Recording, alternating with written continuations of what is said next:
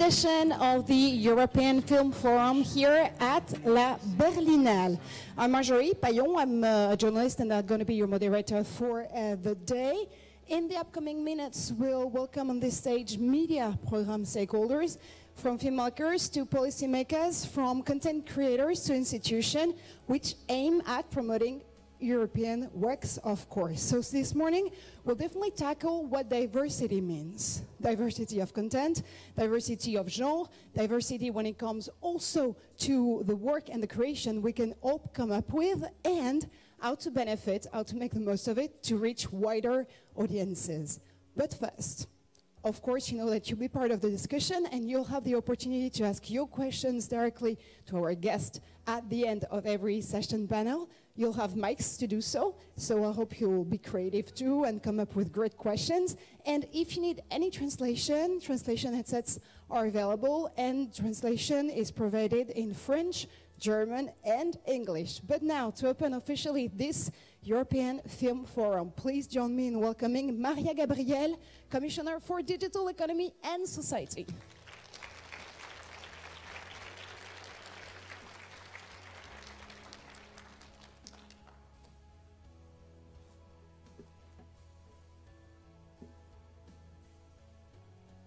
Bonjour, mesdames et messieurs. Hello, ladies and gentlemen, members of the European Parliament, dear creative people from all over Europe. I would like to thank you first to give me the honor to address you in this very lively climate and atmosphere here at the Berlinale. This is the 68th edition of the Berlin International Film Festival, and I know that all of you concentrate on the different contributions of Berlinale regarding European productions. It all started with Rebecca, 1951, the first edition of the Berlinale International Film Festival. It was a festival with a lot of flair. The first Alfred Hitchcock film that won the Oscar later on, the Berlinale. The Berlin Film Festival then became the most popular festival with more than 1.5 million interested people and tickets sold. A lot of creative filmmakers have always come here, Costa Gavras, Kaselitis, Ingmar Bergman, and many others. And of course, I also have to remind you of the historic origin of the Berlinale Film Festival. The Berlinale Film Festival was intended to be a showcase of the free world in the midst of the Cold War. More than any other festival, this festival was also in the heart of lots of political debates. The films have always shown lots of tensions, political conflicts, the repercussions of the Cold War, impact of the erection of the Berlin Wall, the 1968 movement, the integration movements later on, loneliness, solitude, the quest for love in our societies that are very individualistic in their shape. And that trade-off between reality and film has never ever been shown in such a great way as Wim Wenders did The Sky Over Berlin. When I look at that film, I look at these invisible and immortal angels in that film, then I think that they are witnesses of the Berlin people. The film is like an allegorical image of the real world that is linked to the feature films. It shows a view on reality. It looks at reality in a very positive way, and cinema wants to reflect and replay real life. The cinema, that's the angel that does not want to live in that protected, immortal existence in black and white. The angel wants to be exposed to the joy and misery of real life. The angel trembles and weeps, drinks and eats, has human experiences, and it is exactly that dialogue that changes all of us, adults and children, men and women, political people and workers, unemployed people, programmers, developers, creatives, whether they live in fiction or reality.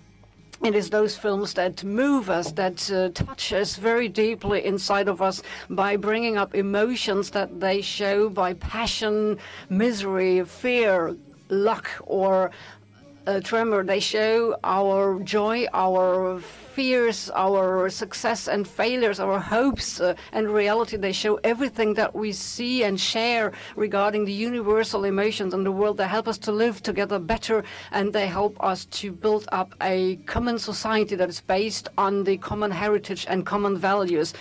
We all agree on the importance and significance of cinema. It's of universal importance for our European societies, more than ever before in the past, while we are finding ourselves in the midst of a technological revolution that actually changes everything dramatically.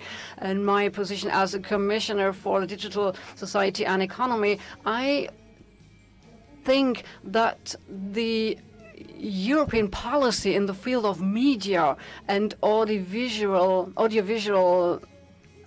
domain and arts, that this is a sector that has an enormous importance to our society. We have to face the political and societal challenges in Europe and can only cope with them when we have a very rich, wealthy and diverse cinematic production in our Europe, and that is our foundation. But let us state first that Europe right now is emerging once more, as was said by Mr. Juncker in the past. The economic output is growing again. People feel hope again after many years of crises, and that is something that we also feel in the audiovisual sector. During the past years that have seen a lot of unrest, the creative sector was very strong. It was a stronghold against those crises, and values have been created. A solid foundation has been established, and now we can rely on that again. We can rely also on the fact that our political leaders have become aware of the fact that the cultural creative production in Europe needs to be strengthened by regulations or by budgets. In 2017, at the council meeting in Göteborg, all heads of state and government have underlined once more the importance and significance of skimming of the entire potential of cinematographic and cultural activities in order to create jobs, to get to more social justice, and to use it as a means and way of living our European identity in an everyday way. That is a taking of awareness that is very important for all of us, not only in the economic field, but it also speaks for the resistance of our societies, resistance and the possibility to defend our values. The European Commission has taken action with very specific measures, and I would like to outline 3 areas where we've taken action that are among our priorities. First of all, the future of financing the media program. Then the strategy, which is called Digital for Culture, the objective of which consists in taking the digital revolution and turning it into a triumph for the audiovisual industry. And third, the modernization of all the regulations, the different standards and norms for that domain, so that creative activities can be fostered and promoted in a single digital market. Well, we have got a cultural and an economic side regarding the audiovisual industry and its activities. The importance of that program for our identity is clear, and that's also inscribed in the program. Media wants to strengthen the competitiveness of the audiovisual sector in Europe and to contribute to the diversity in Europe. That's a twofold objective that serves our societies, and at the same time it contributes to fighting social injustice and problems within society. Media has always made a contribution here. In the 26 last years, the media program has funded the sector with 2.4 billion. Every year, media supports nearly 2,000 European projects. This includes films, video games, TV series, education and training programs, the equipment for cinema rooms, etc. 18 films have been co-funded, of which 1/3, 6 films, are represented here at the Berlin International Film Festival. 3 days in Quiberon is one of them, which is in the competition, or Figlia Mia, the film of the Italian creative Laura Bispuri, that is also figuring in the competition program. As you know, we are currently working in two domains mainly. It's about the evaluation of the current media program and the preparation of the future media program after 2020 in the scope of the multi-annual financial budget of the European Union. I think that the future media program will see a further development and the continuation of the current program. We keep track of what is important for cultural diversity and competitiveness of that sector. I would like to repeat once more that for me it is outstanding that this exercise should be open to your suggestions, proposals. We want to include a large number of stakeholders, citizens, as well as the creative people themselves to support us in creating that new program. The European Union has launched a number of activities to help you get involved. I would like to turn your attention to the open consultation process regarding the supporting and funding possibilities regarding European mobility. The application is still open until March 2018, and I would like to encourage you to take part, because your comments and proposals are valuable to us, so that we can be assured and be sure that the funding that we use is well spent in the future and is in line with the challenges that you're faced with in your sector of industry. The second priority that I pursue in my area of activity is a strategy. It's called Initiative Digital Forum Culture, which includes, and I personally involved in that, that we combine the cultural activities with the digital economy, so that the potential of the digital economy can have a positive impact and strengthen that impact on the economy as a whole. I think that strategy is a unique opportunity to show that the digital economy is not one domain that creates pessimism or optimism only, but we want to see it as a source for prosperity and optimism for the future. That strategy is based on 6 pillars. The first pillar includes an expanded and more democratic access to culture by using measures that are focused on involving the audience and enlarging the audiences across Europe. We want to have a repertoire, an online search engine for films. The objective is that a prototype will be available by end of 2018. That is also the European Year of the Cultural Heritage, by the way.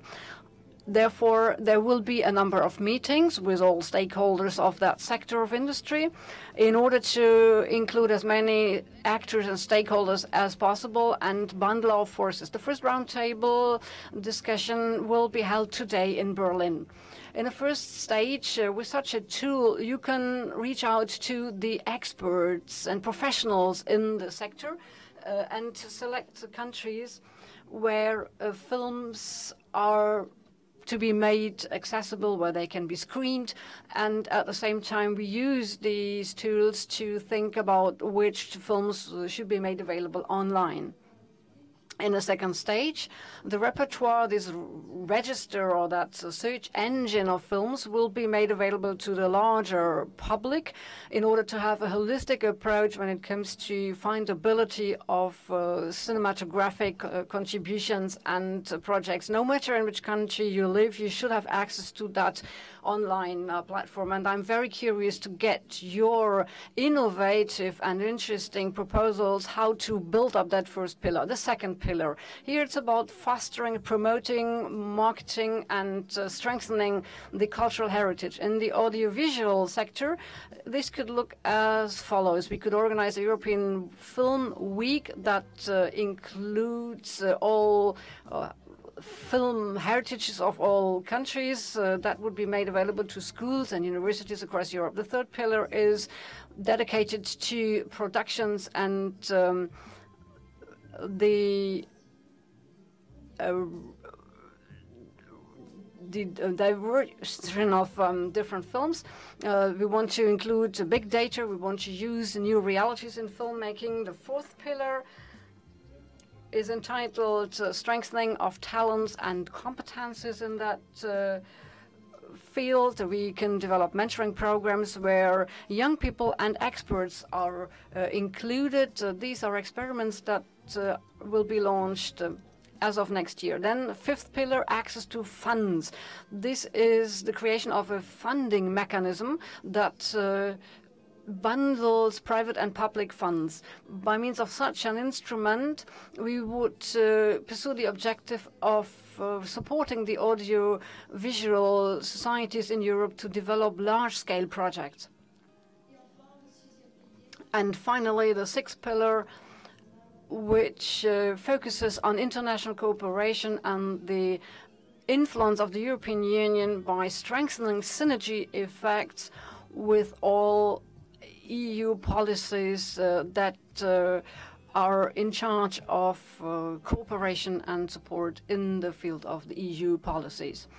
What could be favorable for further developing the audiovisual and digital market is a positive regulatory environment that needs to be created in order to support audiovisual productions in the scope of a European digital single market. The Commission has also used law and its lawmaking possibilities and competences as a lever. We want to renovate and reshape the intellectual property law. Juncker said that the authors, writers, filmmakers, and other creative people should get a decent reward for their activities, no matter whether they distribute their productions online via streaming services, whether it's private or public stakeholders. They should be rewarded in an adequate way. These offerings on the different platforms should be better protected, should be rewarded in a better way, and should be protected also with regards to intellectual property rights. There's a lot of content available on these different platforms. And the right holders should be entitled to decide for themselves as to when and whether and in what way their different productions are available on the different content platforms. That is a regulation which is currently being discussed at the level of the European Parliament and the European Council. No final position has been made yet, but we expect that the European Parliament will speedily come up with a decision which is then forwarded to the Council, because we need to come up with a proper directive here. The second project that is very dear to my heart is the directive on audiovisual media services, which is also currently being amended. It's an honor that, Mrs. Herrenberg, that you're here today. With that amendment, we want to be better prepared to fight hate speech, illegal violence on the net, and we want to protect minors, especially with regard to online services.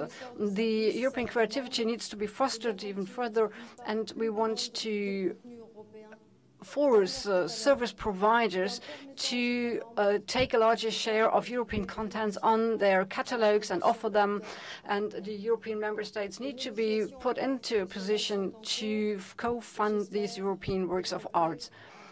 The negotiations are undergoing between the different European Union institutions, and I hope for a speedy conclusion of the different negotiations. In the scope of these negotiations regarding property rights, regulations, directives for audiovisual media services, etc., you can count on my support and my involvement. The legal text that is to be adopted will be as much as possible in line with the different proposals that were made earlier by the European Commission. Finally, I would like to quote Albert Camus, the Nobel Prize winner. He said, and here I quote, "Without culture and without the relative freedom that is a prerequisite in order to be culturally active, the society can only remain a jungle." That is why every authentic, creative work of art is a gift for the future, end of quote. Especially today, more than in the past, nobody wants that Europe is turned into a jungle. We need to keep that gift for the future. It is the cinema. It's a cultural, creative activity. which helps us to live together in a better way, to understand us and better and have mutual understanding, a society that is not afraid of anything. The current events show us daily that the scope is immense.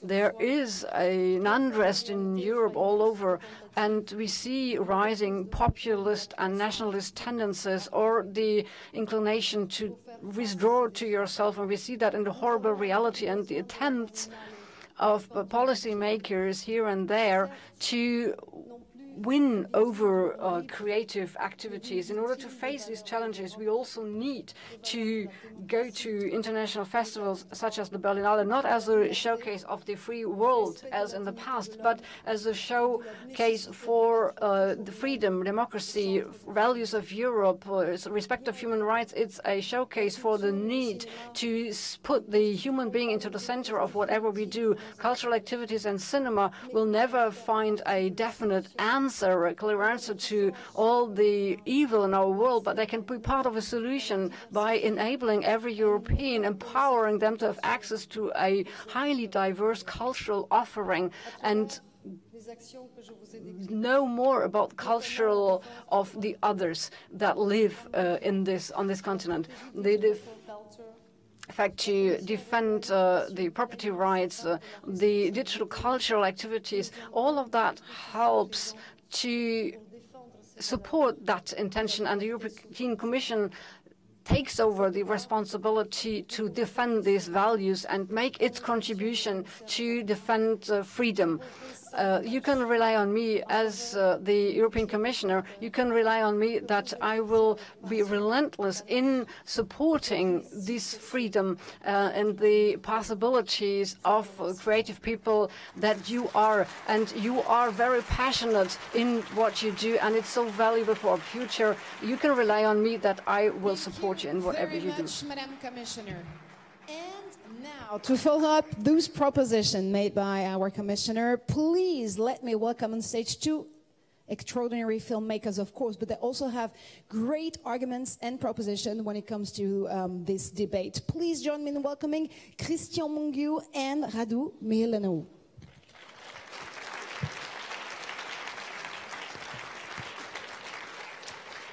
So, gentlemen, please grab a seat, grab a mic, and we'll deep dive into this debate this morning, because, of course, the question is to tackle why European works are so unique and specific when it comes to what we can call Europeanness, their own identity, but also you have crucial propositions when it comes to debating about the future of this industry. And, of course, this morning, Radu, one very important open editorial was published in many different titles across Europe, signed by a lot of different filmmakers. We'll come back to that in a few seconds, but first, Cristian, I think you wanted to open the floor, and gentlemen, a simple rule, on the stage you'll each have 10 minutes tops to actually make clear your proposition. So, Cristian, let's roll the ball with you, if you may.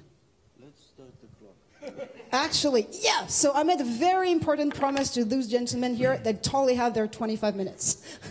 10 minutes each, and then we'll open the floor, of course, to you, and just to open the discussion. So, 10 minutes, yes. Here we go. Hello, I will just start directly.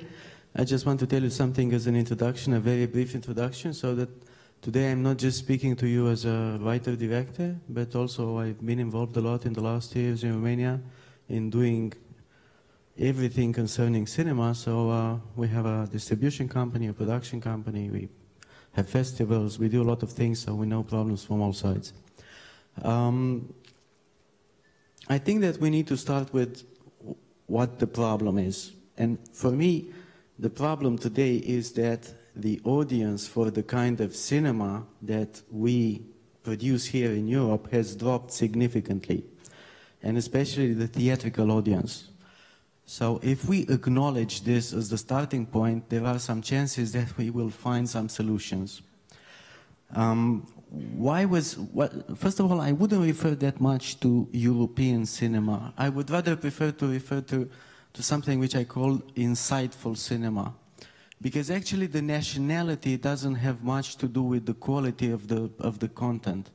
This kind of insightful cinema can be, I don't know, American as well. We can't say that whatever is European is good, what's American is bad, or what's mainstream is bad. It's not about this.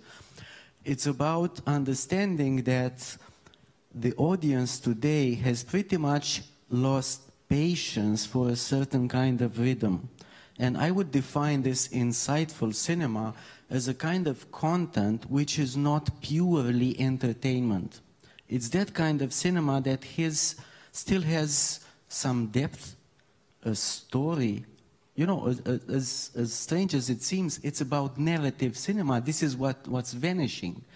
And we have to be aware that if this trend that we see today, it's going to continue, this kind of cinema is just going to disappear in a period, because there's not going to be enough, I don't know, audience for it to exist.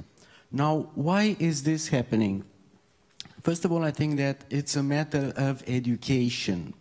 We need to understand something, that it all starts with what happened in the life of the people who are today the audience of these films. We take our children when they are 2 and we place them in front of the TVs, and we screen them Disney and Pixar, which are very, very nice for kids. But we do not understand that we prepare them for the rhythm of mainstream ourselves. We prepare them from age 2. After they start watching this kind of cinema with a very fast rhythm, a lot of music, a very fast editing, everything is happening, and by the way, a lot of violence and action, then they start playing video games, and then they will watch clips on YouTube, and then they will watch mainstream TV series, and then we expect that when they turn 16 or 18, they will go to a multiplex and pick up a slow European art house film. This is not going to happen. And it's not happening because, you know, we are focusing a lot on the films that we produce today, and we are not focusing on generating this audience for tomorrow, starting from very, very little ages.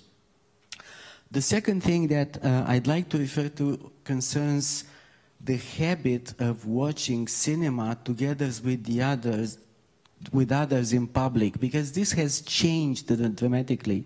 And we need to learn that, well, it's clear for everybody that very many young people and people in general prefer to watch the content at home and digitally. Okay, very good. But now we focus, there is no cinema without a theatrical experience. And there are still people who want to watch films in theaters, but we need to understand what has changed in their habits of getting cinema like this.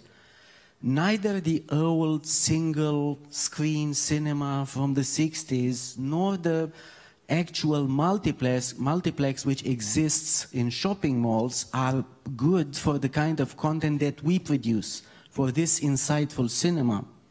Because it's not about going out of your house today to watch cinema. It's a social experience, even for older people, but who do not come very often outside, but out of their homes, but for younger people. So we need to offer somehow an alternative to this kind of social experience. What happens when children go to watch a film in a multiplex? They would go with a group, and they will eat and talk and chat and play and do whatever. By the end of that experience, they might watch a film. What film will they watch? They will pick up a film which starts like now, from the offer that they have. Even if you succeed in placing this kind of insightful cinema in the multiplex, they will never choose it, or very, very seldom, because it's a group decision. And they will go for the most popular thing that, you know, plays that night. What's important is to understand these habits if we want to change and offer them the kind of experience that they want to have with the content that we want to push to them. A third thing regards the VPF. Maybe it doesn't look like a big problem to most of you, but I'm talking now from our experience as distributors. The VPF, for those of you who don't know, is the tax that every distributor has to pay to have a screen in a multiplex. With us in Romania, it's a 500 euros tax. This is nothing for a big American mainstream title, But this is kind of like an economical censorship for a small title. And not because you won't have the money to pay it, but because you know that you might not even get back this kind of minimum guarantee that you have to pay for the theater. So very often you won't even try. And the last thing that I want to speak about, and which is probably the most important one for me, regards piracy. Because we speak here about a lot of wonderful plans and we invest loads of money through media, but we do not spend at all any kind of energy of getting back for cinema the kind of revenues that it would generate normally if piracy didn't exist. We need to tackle piracy as a political European common policy and strategy because piracy is transnational. We can't, I don't know, fight against piracy only in France or Romania or Poland or wherever. We need to understand something, that we pass a very bad message by letting people to access this content forever for free. Young generations get this feeling that this is normal, because actually nothing happens. If you go to a shop and you steal something from there, somebody will punish you, police will come and you will be arrested. If you just take some film, nothing happens. You're not even scolded or anything. So little by little we passed this idea, which became popular, that cinema is a content which is to be always consumed for free because it's possible, and actually because its value is not so big that you need to pay for it, which is awful in terms of educating young generations of people. I don't think it's so complicated to fight piracy. Anyhow, it's easier to fight and eradicate piracy than to try to tax it, because if not, this is the other solution. We speak about creating a general VOD. Actually, this kind of VOD works very well in an illegal way. The only thing is that some other people benefit and get money for a product that they haven't produced, instead of us getting these funds, and we have to compensate by investing loads of money which come from the contributions of people, instead of just taxing things that on our own content. I will refer very, very briefly to what I consider to be the possible solutions about these things. I was very happy that Mrs. Commissioner talked about this VOD, this European VOD. I think that we need to focus on implementing in schools this kind of VOD that will allow children to access the films from the history of cinema. Because it's really a mistake to focus on the films that we produce today. The greatest films of cinema have been produced, I don't know, 50 years ago. If we allow children to believe that cinema have started in the 90s, we ignore the most important works that we need to start with. If you start at age 3 with Chaplin, with kids, well, chances are that, by the moment when they turn 16, they might come to see your content that you produce today.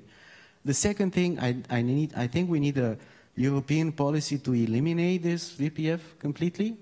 I think that we need to fight piracy as a, global, common political strategy, even if it's not popular. I know that politically it's not popular to tell people, listen, whatever you could access for free until yesterday, you're just going to pay from tomorrow. Well, it's not popular, but we need to do this.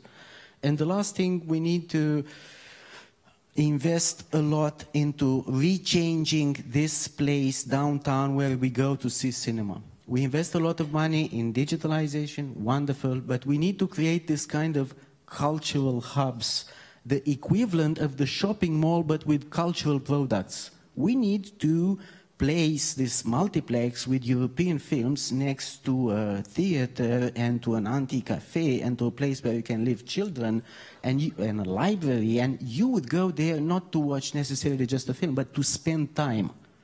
And if you go there for the social experience and you can choose between 3 or 4 European or insightful films, chances are that you will watch one of them.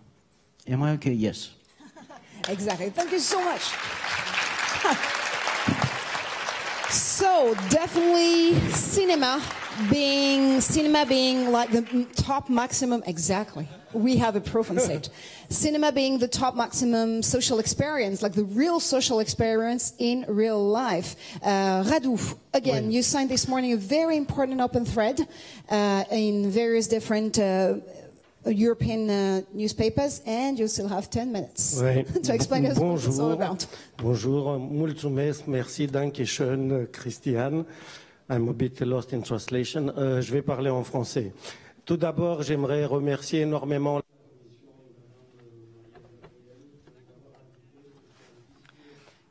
First off, I would like to thank the European Commission and Madame Mariya, and also for having me here. Thank you for the invite.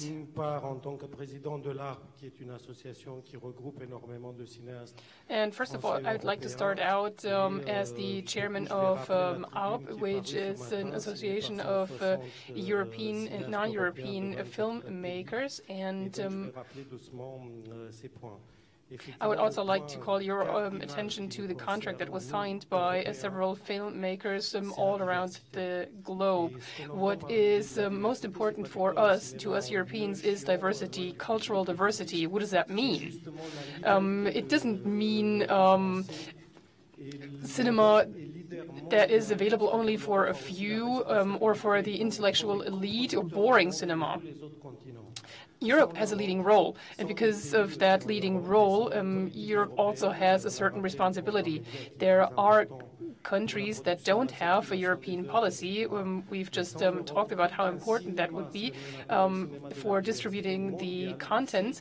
Well, without that European diverse cinema, it cannot survive. We've just heard how important legislation would be, how important a policy strategy would be, and we have to be aware of that. We also have to be aware that we are in a cutthroat competition, and it's fierce. There is a fierce competition between the different cinema industries.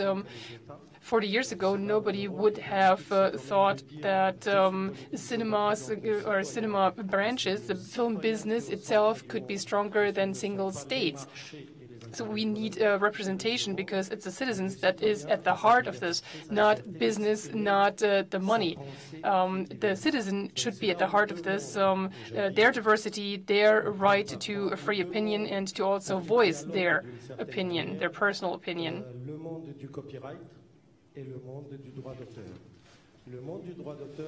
So dialogue is important in this segment, but so is copyright, and you know what this means. I'm very happy that the importance of copyright has already been mentioned. What does copyright mean to begin with? Well, every intellectual product it goes back to an idea, it's an intellectual product, and we have to use every weapon we have at our disposal to defend that property, that intellectual property. So European has to move beyond its innocence in digital economy. Digital economy also means that you have to take up arms at some points to fight for your rights, to fight to keep your property, even if it's intellectual. And a draft has already been drawn up to defend our right in the single market, and we also have to fight for remuneration, adequate remuneration for consumption of that intellectual property by others. Some of our productions are already available on social platforms, and there are some directives out there which are of tantamount important for Europe, because they also talk about the percentage of European contents that there ought to be. Supposedly at least 30% ought to be of European origin, and that sounds fantastic, but this needs to be put into legislation, and each state has the right and is free to do so to define its own turnover that they will invest in turn in filmmaking. And it doesn't matter what kind of distributions we are talking about, linear or non-linear. The law up to now only speaks about non-linear, but some distributors also appear to be linear to avoid or bypass legislation, which is not fair. But I believe that there is another danger out there, which is that these directives might be bypassed.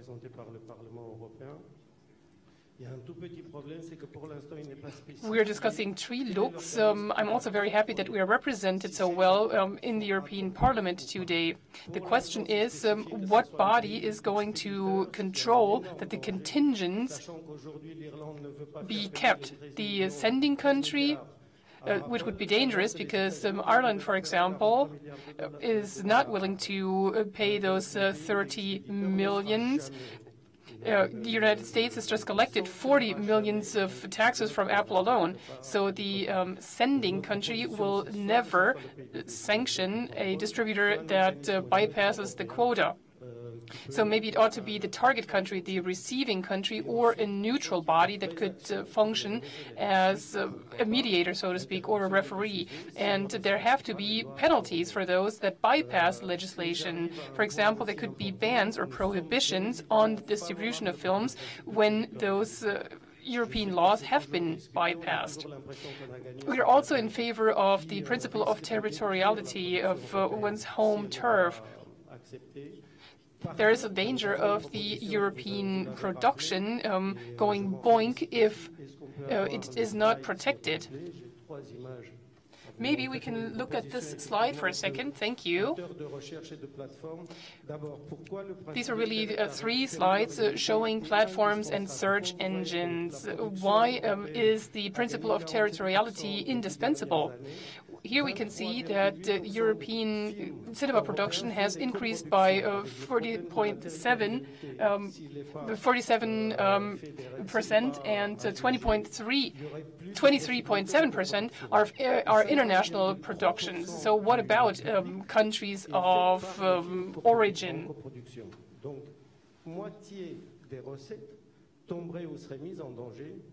50%, more than 50% are co-productions, and those revenues could be lost. That would also be a problem, but solutions have been suggested. We realize that the problem could stem from the distributors.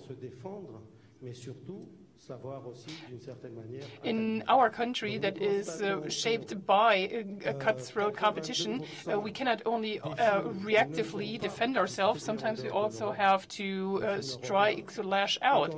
80.2% are not distributed from Europe. 70% of European films are only ever broadcast within their own countries, and with less than 20% in 3 countries, only 10% in 3 countries or more. Now, that is an awkward situation that we have to do something about.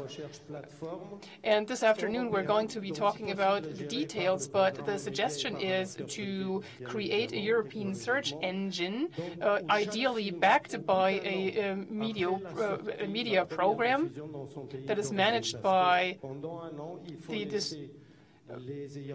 those behind the films. Once a film has been produced, the rights ought to be with the producers for a year. But after that, those films ought to be screened and sold in as many other countries as possible. Every European film with European rights should also be able to find an audience outside of Europe. An international distributor should also be found quickly on such a platform. And if a film is not distributed internationally, it should at least be available online,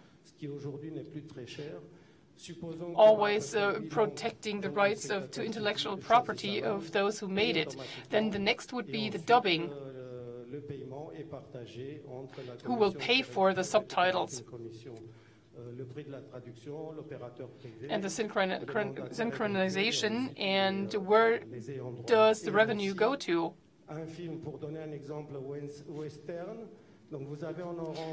Here's an example of a Western. In orange, you see the countries in which this film was shown for a year, but in all the other countries it was never shown, which is sad. But with such a platform, this kind of film would be available to all the world. And the last 2 points, as far as the media program is concerned, we really have to defend it with all our might.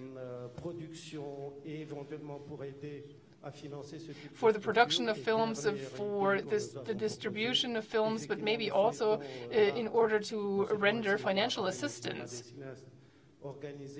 In Paris, we have a cinema for filmmakers, and each year there is a festival for the best European films, which, if you will, is something like a European Oscar award for best film and best director.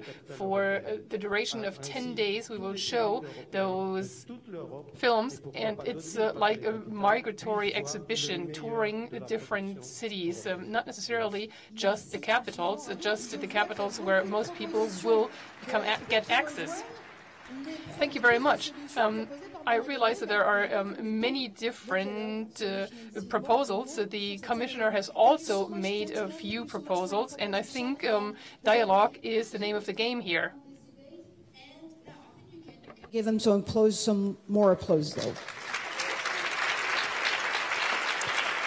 And now, you're released from duty.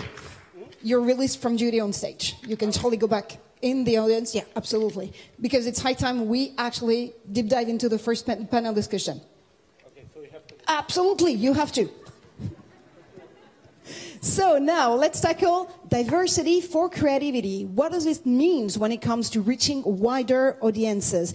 To do so, we're about to welcome on stage Ildiko, Enyedi, award film director. Carsten Strutter is film producer for Raw Film Factory. Joanna Zach, she's a film programmer at New Horizons Cinema. Guy Borlet, coordinator of the festival Il Cinema Ritrovato Cinecittà di Bologna. And Oana Tars, she's the co-founder and cultural manager of City Zenit. Please, ladies and gentlemen, grab a seat, grab a mic. There's 2 more seats over there. There's one here. We have seats for everyone. It's wonderful.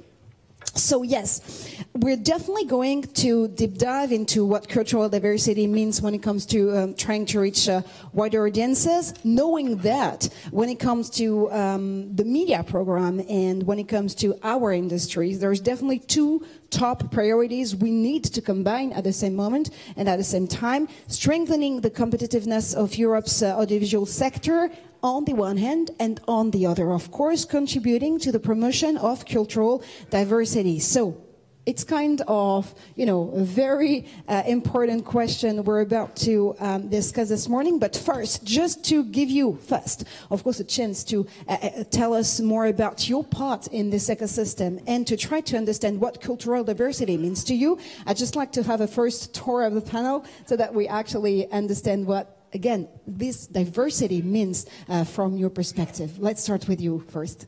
Okay, hello.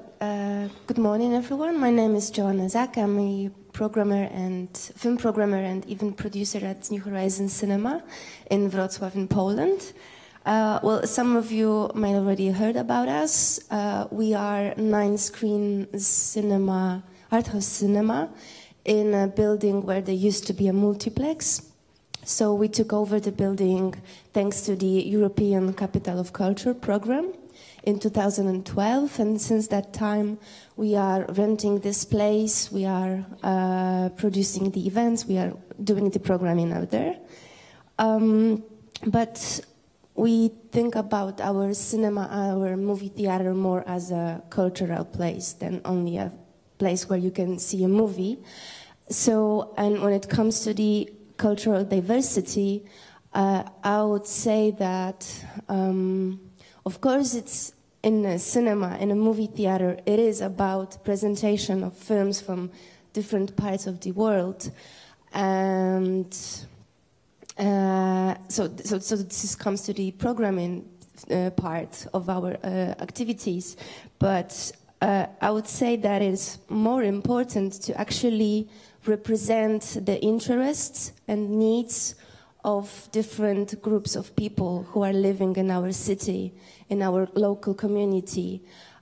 So in other words, it means that it's not necessarily is about cultural diversity, it's not necessarily about showing films from Asia or Africa and Europe, but actually it is about making all those small groups, minorities, heard in our community, in our local community, in our cinema, and just to make them be more visible.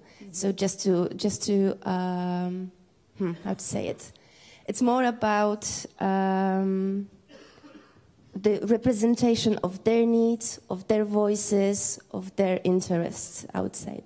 Thank you so much. Ildiko, let's follow up with you, if you may. What means diversity when you're... Maker, you wish for curious audiences, and there were great propositions from Mr. Mungiu in this direction.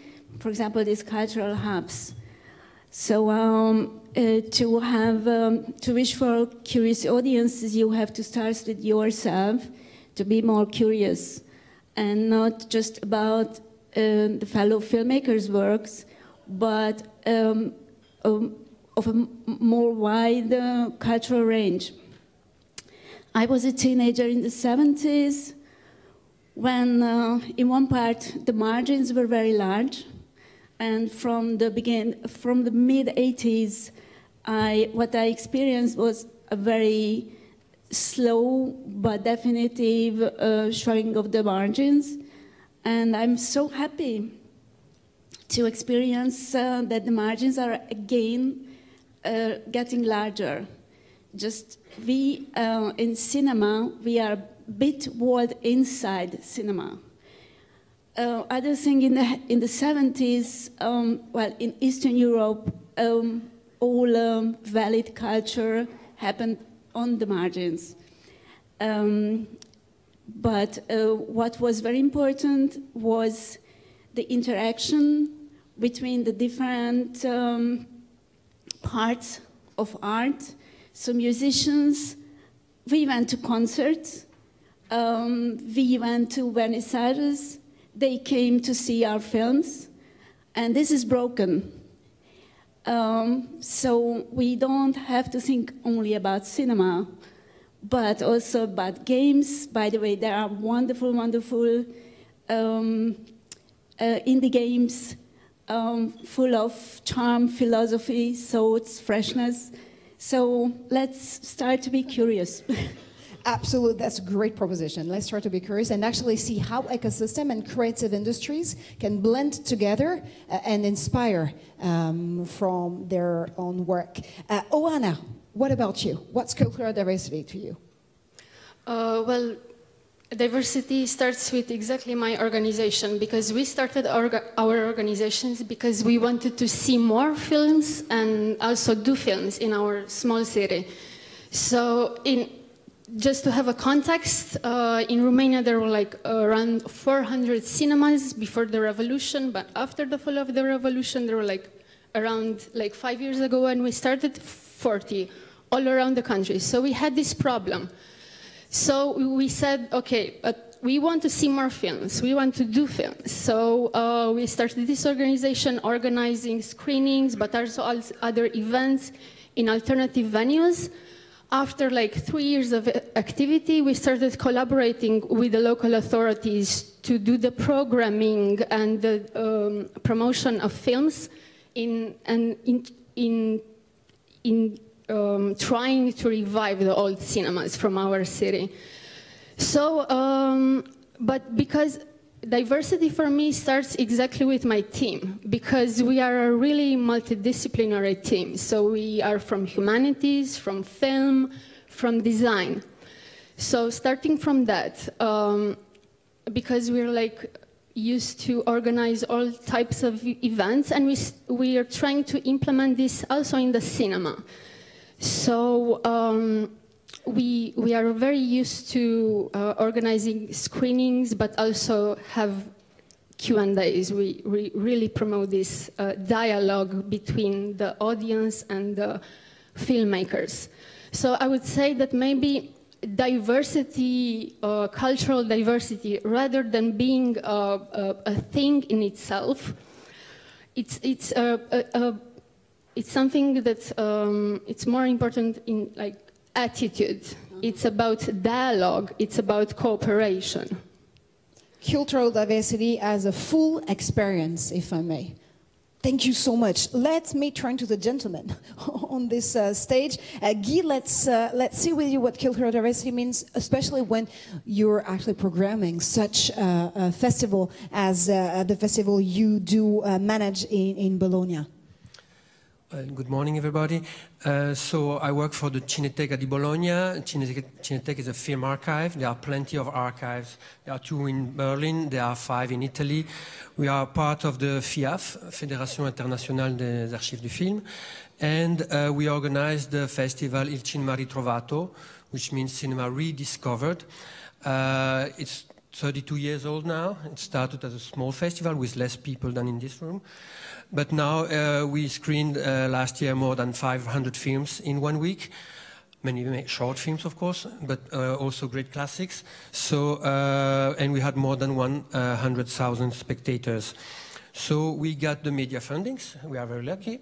And so it means that we have 2 rules. We have to screen more than 70% of European films, which is okay for us because we take care only of film history in our festival, and there are more than 70% of films from Europe in film history, of course, and films from 15 different countries. So that's not easy because there are not so many films from Luxembourg or smaller countries, but we managed to do it. And 2 more things to start. We have also a distribution project called Il Cinema Ritrovato al Cinema, which means that the festival goes to the theater. Every month we release 1 film classic in Italy.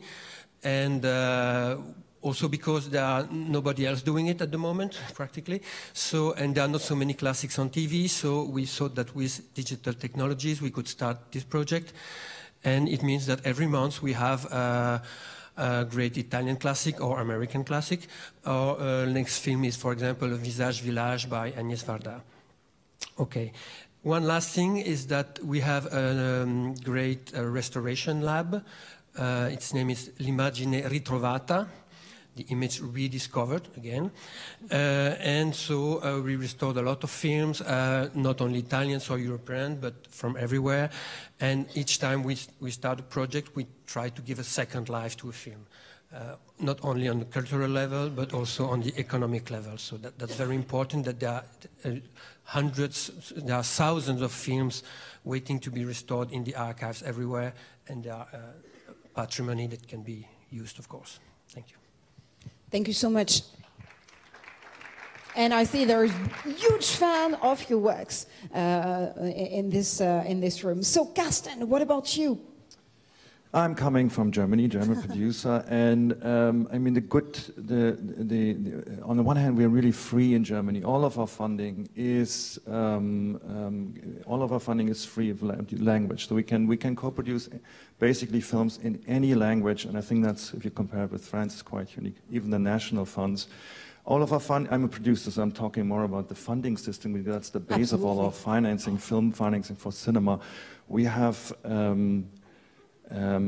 After France, I think the biggest pot in Europe this year, about more than 400,000 euros, 400 million euros, which is a lot of money, and it's has never been more than that. So half of it is from the national funds, and the other half is to the local funds for historical reasons. The national funds is free money. The local film funds is always spend related, and the decision making has other criteria than that. And I think that I see in the last 2 years there's a shift of this decision making process with the boost of the national film fund from the cultural ministry, where the decision making is more towards cultural decisions, where key is the story, means the screenplay and the director and the package, as opposed to local interests, like which star from the region is coming and what's the 400-500% regional economic effect I can get out of this project. And I like this term from Mr. Mungiu. It's an insightful cinema. I think our audience is divided in people who really like formatted films. So we have these big German comedies, and we have cultural films like Tony Erdmann. And I would wish that we could push that a little bit towards the cultural side, and I think there's an awareness of younger producers now, and Producers Association, etc., and there may become more cultural diversity out of Germany in the future because of the push of the National Film Fund.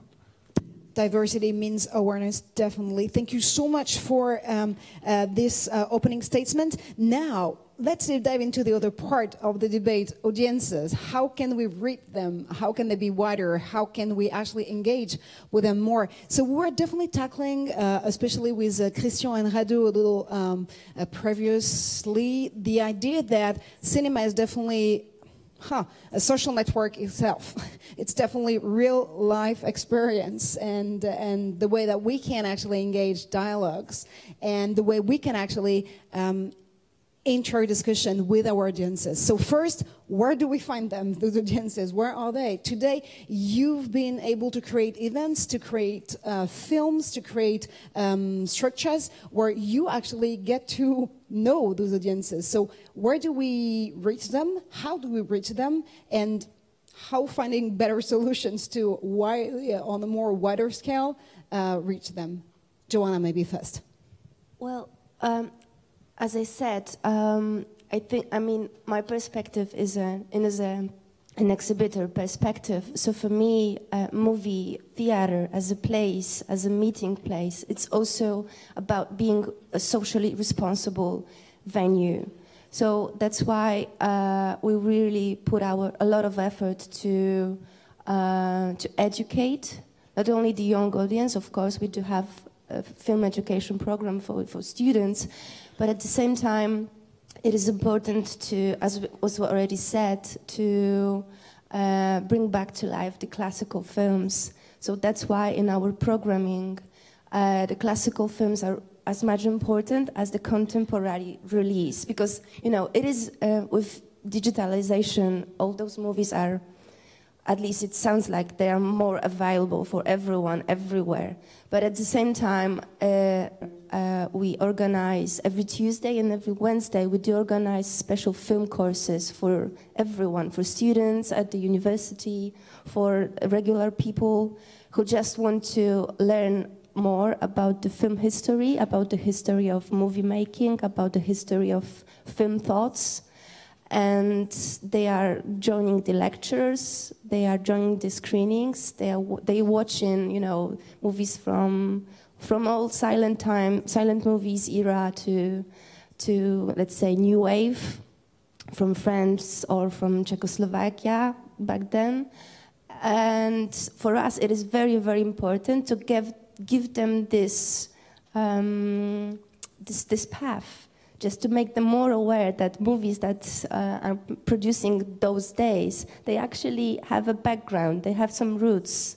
And it is really important to pinpoint this legacy, this tradition. This is what's so amazing is Cineteca in Bologna doing. This is really, really a great attitude and great project. We don't have it in Poland, but we do digitalize our own national films. But still, it is difficult to reach all those foreign films. Sometimes the licenses are very, very expensive. But we know that it is important if we want to educate people and to give them knowledge and to give them background. And at the same time, to give them a better and wider perspective.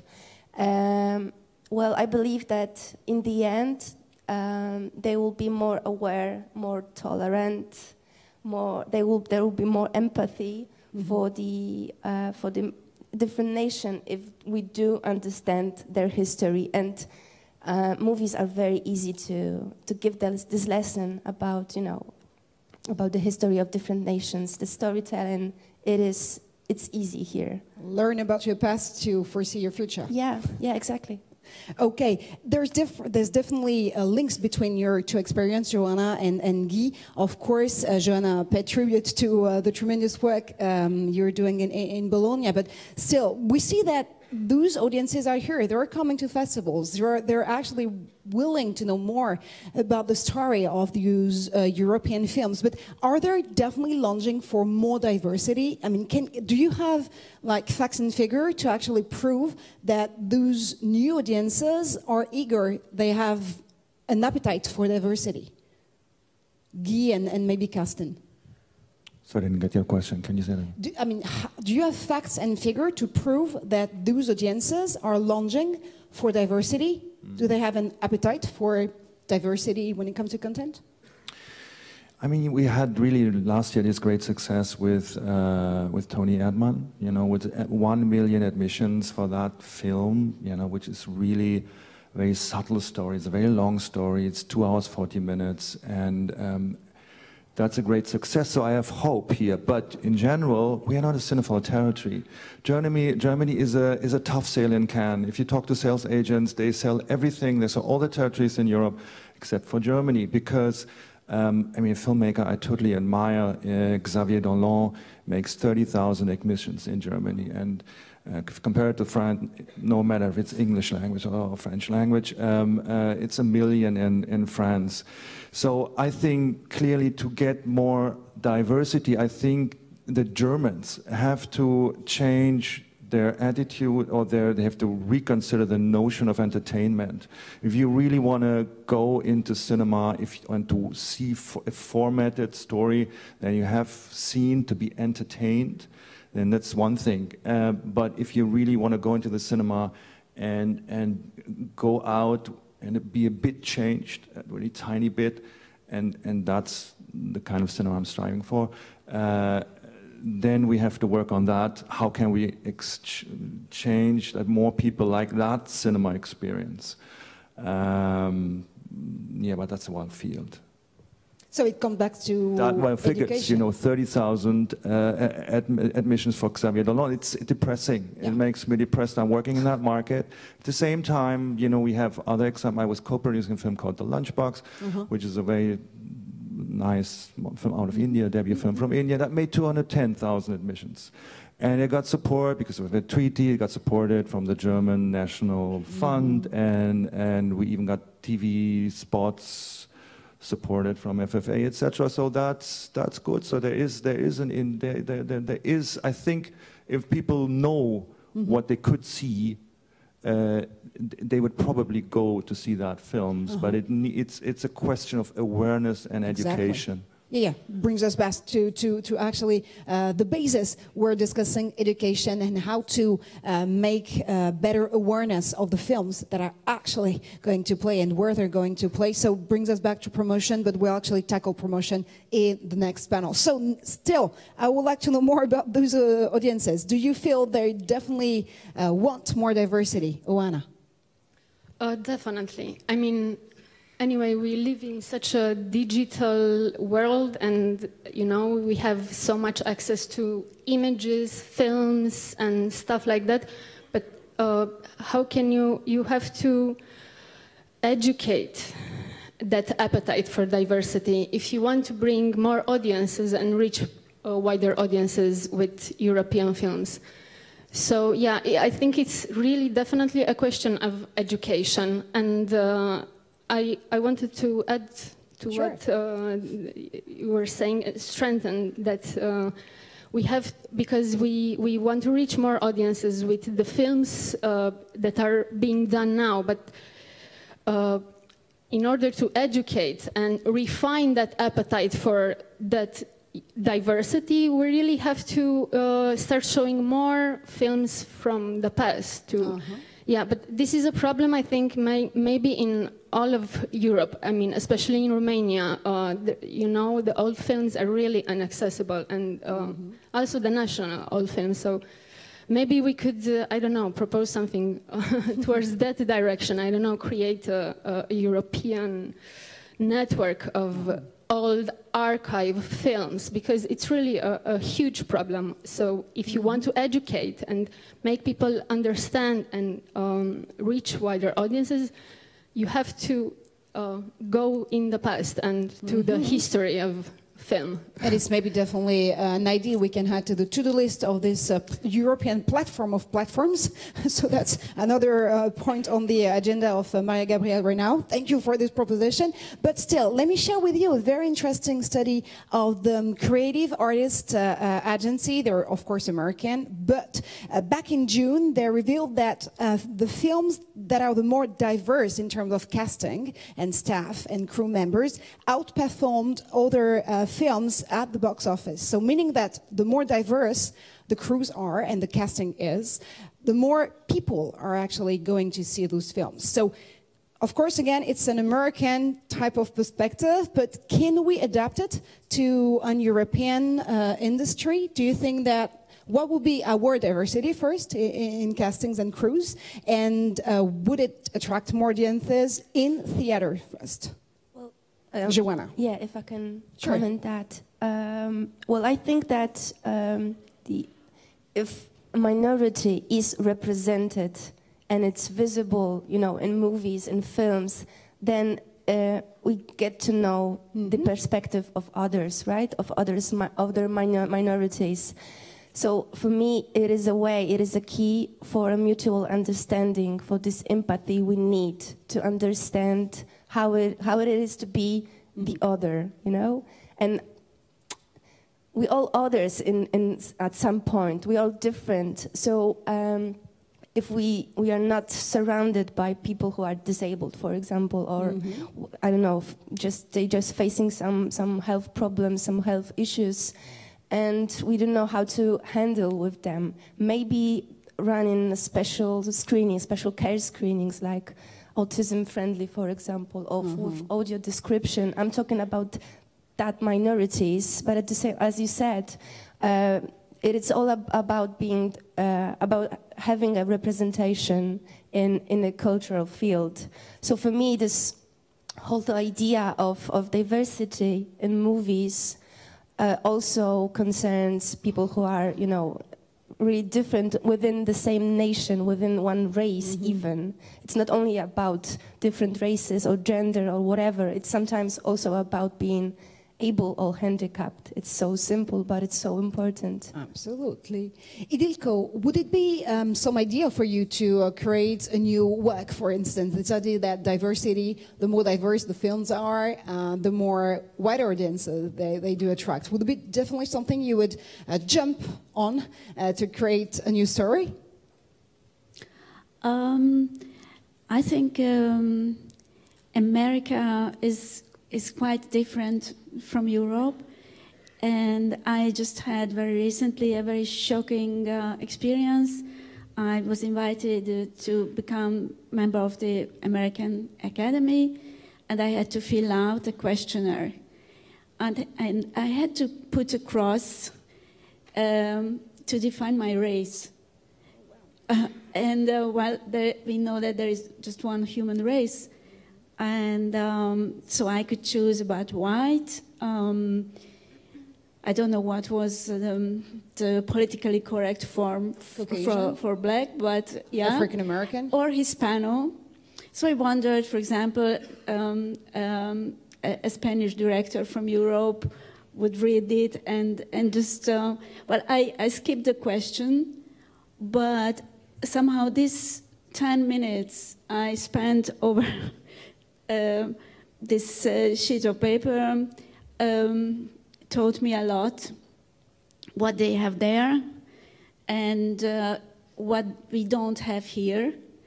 Even we had so tough problems in every sense, but somehow there is a base, a baseline which is so important to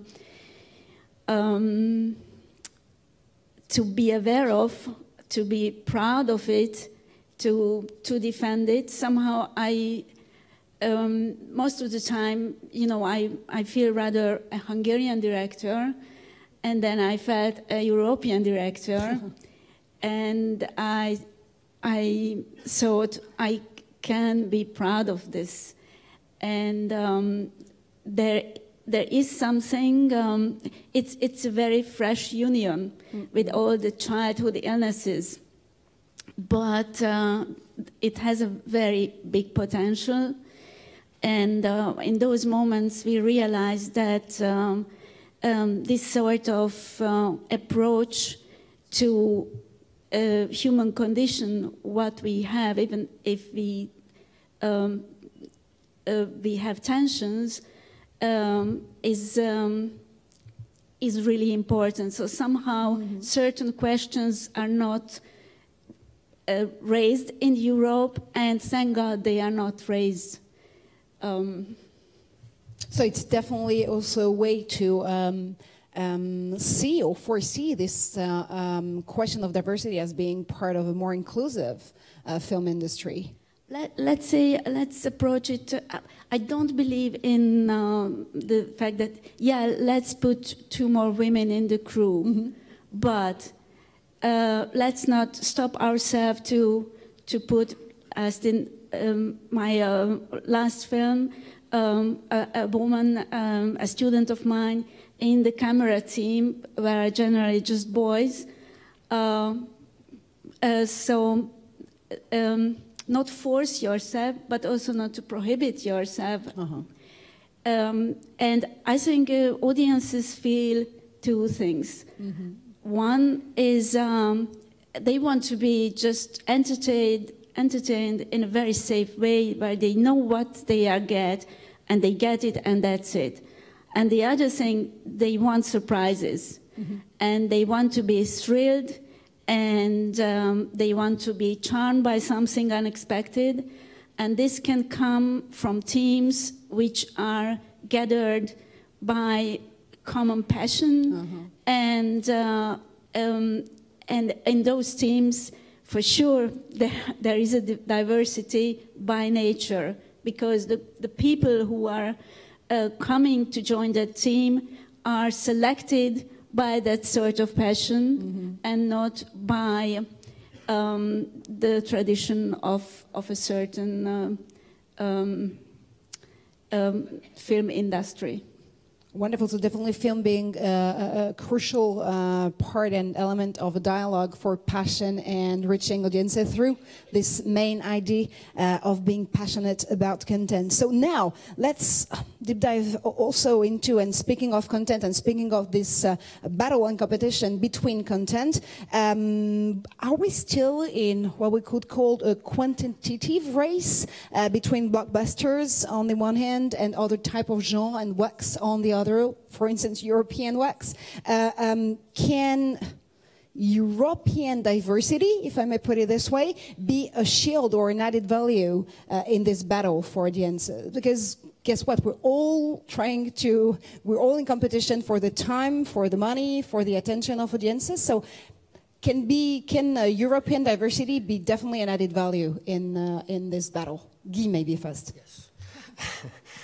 So first of all the festivals are a short-time experience, but in the film archive we screen 5 or 6 different films every day. So the diversity is everyday life for us, or at the film museum just next door.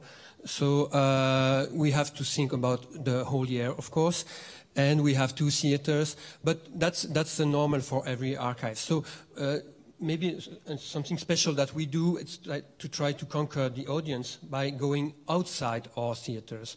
So since 20 years we have been organizing screenings, open-air screenings on the Piazza Maggiore, which is the main square of Bologna. And now this program was only 1 week at the beginning, and then now it's 2 months practically. There are free screenings, and there are more than 4,000 persons every night. So it's a way to go towards the audience, towards everybody. It can be a rich person, a poor person. I know there is always a group of Bengalese people on the end, on the back of the audience, and for example, and so that's a way to go towards the young audience also, because we screen most of all classics, but also a few new films, and also the younger audience is getting more attracted. They can go there, maybe they pass by accident, and they just stop and watch a film and discover something that they wouldn't have seen otherwise. So they're actually discovering European works by accident? Mm-hmm. Sometimes, yes. Or tourists can come by and watch a film. So it's a way to discover European works, whatever works. Of course, in Italy it never rains practically in the summer, so it helps. But that's an important thing. And also to screen the films in the original version with subtitles and in the best possible restored prints, if it exists. But we screen also a lot of prints. Of course, the archives still have the old projectors, and we want to defend this. During the Cinema Trovato, half of the films are still film prints, so that's very important for us to give this experience to the audience, because people tend to forget what it is. Wonderful, and I definitely hear one idea which really resonates with the way that the digital industry embodies and foresee the relation with its own audiences. It's called user experience, and I'm really happy that you guys on this set mentioned the fact that we have to also maybe better foresee this kind of experiences for our audiences when it comes to the pure film industry. Carsten, I would like to hear more from you about this idea that we're definitely in competition for the time, engagement, and money of our audiences. So, again, can European diversity be an added value in this battle? Yes, I think so. I mean, all of my films are co-productions, basically. The film I'm presenting here with this 3 Days in Quiberon is German, French, Austrian, and it has a German cast mainly, but it's also Denis Lavant is in it, and there's a small portion of French.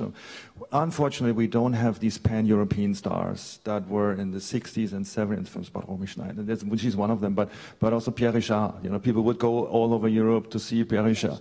So, but let me please mention this film by this Greek guy, Yorgos Lanthimos, The Lobster. The Lobster is a role model, basically, for a producer. It's very fascinating. You know, he's making really comparatively small budget film, I don't know, 3.5 million, 4.5 million, whatever, but he has Hollywood cast in it. It's a masterpiece from the producing side, no matter if you like the film or not. So the question is, for me, is that a role model? Can we get a piece of our a piece of the shares in the exploitation back to European films? But I would consider this as a European film, because many of these actors are also British, just working in Hollywood.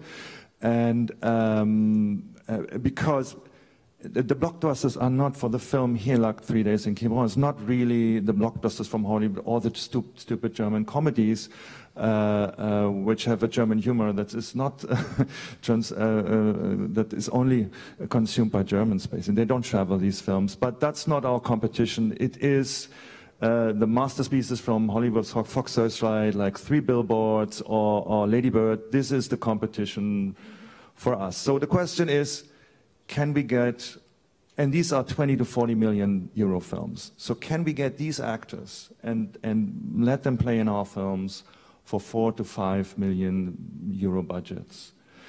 And I was asking that question before in other conversations, can there be more platforms where we can think about developing these, exchange ideas about how to set up these kind of films? Because I think if you have a great story and if you're a great director, look at Kate Blanchett in Manifesto, you get these people almost playing for nothing. Time flies by on this stage, but whoever wants to jump in the conversation can totally do so. I just like to remind you that I'm going to open the floor for question in a few seconds. Just to sum it up and wrap up your proposition, if you had to add one key proposition to the next media program, what would it be? We're going to tour again around the panel. Joanna, first, what would be your key proposition when it comes to the next media program? I think I would like to see more movies like the one at the Berlinale section, Native. I mean, movies about minorities, produced by minorities, just to give them a stage, just to give them a presence and representation. I would love that. Giving a voice to diversity. Ildiko, what about you? What's your key proposition? Well, instead of defending and attacking, let's make a proposition, and I think this proposition should come from distribution. That's why this was a great proposition, this European VOD, because there are people around the globe hungry for this content, and most of piracy in Eastern Europe comes from the fact that these things are not available otherwise. I know about people who are were trying to get some American fake addresses to be able to pay for Netflix, to pay for HBO. It is changing, but it would be great to have a European one. And as a model, I propose, again, from games, Steam, because Steam is a distribution platform for games where mainstream games are beside tiny indie games, beside games in development where they can even donate. And there is also a common discussion. So from experimental films to old films to very tiny niche films and big European blockbusters, if they exist, they could have a common platform, and probably people who just wander there for one film, they would check for other ones as well. A platform of platforms. That's your proposition. Thank you so much. Oh, Anna, what about you? I would maybe strengthen the network of cinemas, because now there is the Europa cinemas that offer a lot of support when it comes to programmers and promotion, but there is not so much support concerning like infrastructure and also the technical stuff. So maybe in Romania we have this problem, maybe in all of the Eastern countries there's this problem of more support for the cinemas, for the actual spaces. Very concrete position. Thank you so much. Guy, what about your key proposition? Yes, I would start with the subtitling problem. It was mentioned that probably 8 languages were necessary to cover all of Europe. I don't know if it's sufficient for 25 countries, but on the DCP, it's very easy to put 8 different languages. It was not that way until 10 years ago with the Prince. So that's one. The second one is the copyrights problem, that some companies are asking between 500 and 1,000 euros for one screening, so it's practically impossible for a small cinema to do it. And that's too bad, because there is a great will to screen these films, but if it's too expensive, they will not do it. I don't know how to solve the problem, but and also just one last thing is that maybe to support some theaters to keep their projectors, their 35mm projectors, to keep trained projectionists to maintain them, and it's not very difficult. It's just a motor that has to work at the right speed. And so there will be plenty of films that can be screened again, because they are sleeping beauties in the archive, so they just want to be waken up. Well, that's also probably one proposition that copes with Cristian's one about the cultural hubs that Ildiko liked so much previously. And finally, what about you, Karsten? What's your key propositions for the next media program? I think it's curation and education from a very early age on. When I picked up my son late from school, they were watching Harry Potter 1 on video, and I thought it's not a bad film, but they probably have seen it 5 times already, and I thought this is not diversity. And I brought it up in the parents' meeting, and they said, yes, let's do something. And I was calling our National Film Society, etc. And apparently there's no canon. There's no canon. There's not even a list what to show to kids. No official. It's what would show to kids from 6 to 9. So I think that's a lot to be done, because we're losing a whole generation. And I was thinking maybe in France they would send the kids to cinema and show À bout de souffle. Well, that would be a great idea, though.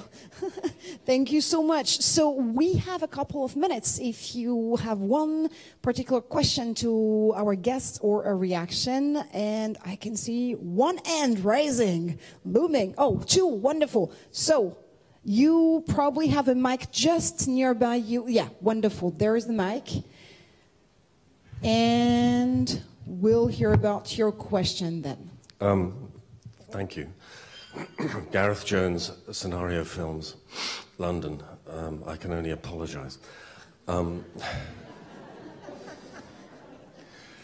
My company, Scenario Films, for the last 10 years has run a programme called Babylon, which for 10 years, once every year, has brought together filmmakers of the most diverse cultures from across Europe. So, for instance, in any one edition, we would have British filmmakers of Caribbean or of subcontinental origin. We would have German filmmakers who came of Turkish or Kurdish origin. We would have Austrian filmmakers from Syria, for instance. When the word diversity was first brought into the political lexicon in my country, it was applied very, very specifically to means of adjusting certain dangers of exclusion. Exclusion focusing obviously on issues of gender, on issues of physical well-being and capability, but also very, very specifically on ethnic entitlement and ethnic integration and assimilation. And I'm slightly concerned that the European recuperation of this term, as so very often happens in European English, has broadened the usage, the current usage of the term, to a point where it is actually no longer useful. We must remember that diversity concerns particularly the inclusiveness of our society and the offering of opportunities to people who otherwise would not have those opportunities. And I'm very disturbed to see very few people in this room who one might instantly think of as being belonging to any kind of national minority. I think the absence of diversity of ethnicity is a serious source of concern, and one actually that the Creative Europe should not wish away, because I don't think that it is an improvement. I don't think that it's an advance. I agree with very, very much of what has been said.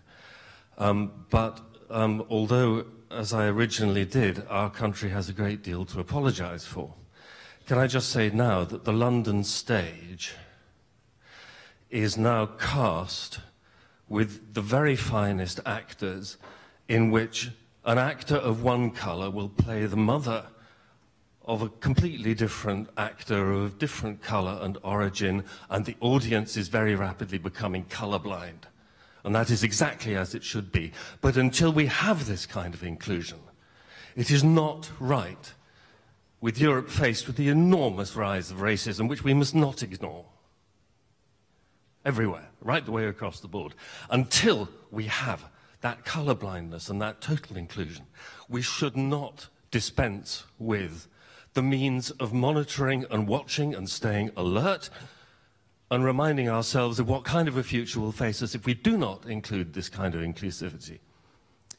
Diversity for inclusion. Thank you so much, sir, for your return on experience. We have several questions, but time flies by, so we have little time to take them. I'm going to go for you, gentlemen. You've been raising the hand for a lot of time, and a mic is just being brought to you.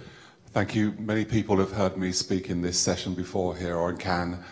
I'm with the Berlinale Talents team. I have been for 12 or 13 years. Of course, you can hear my accent, so I'm also British, from London, born in London.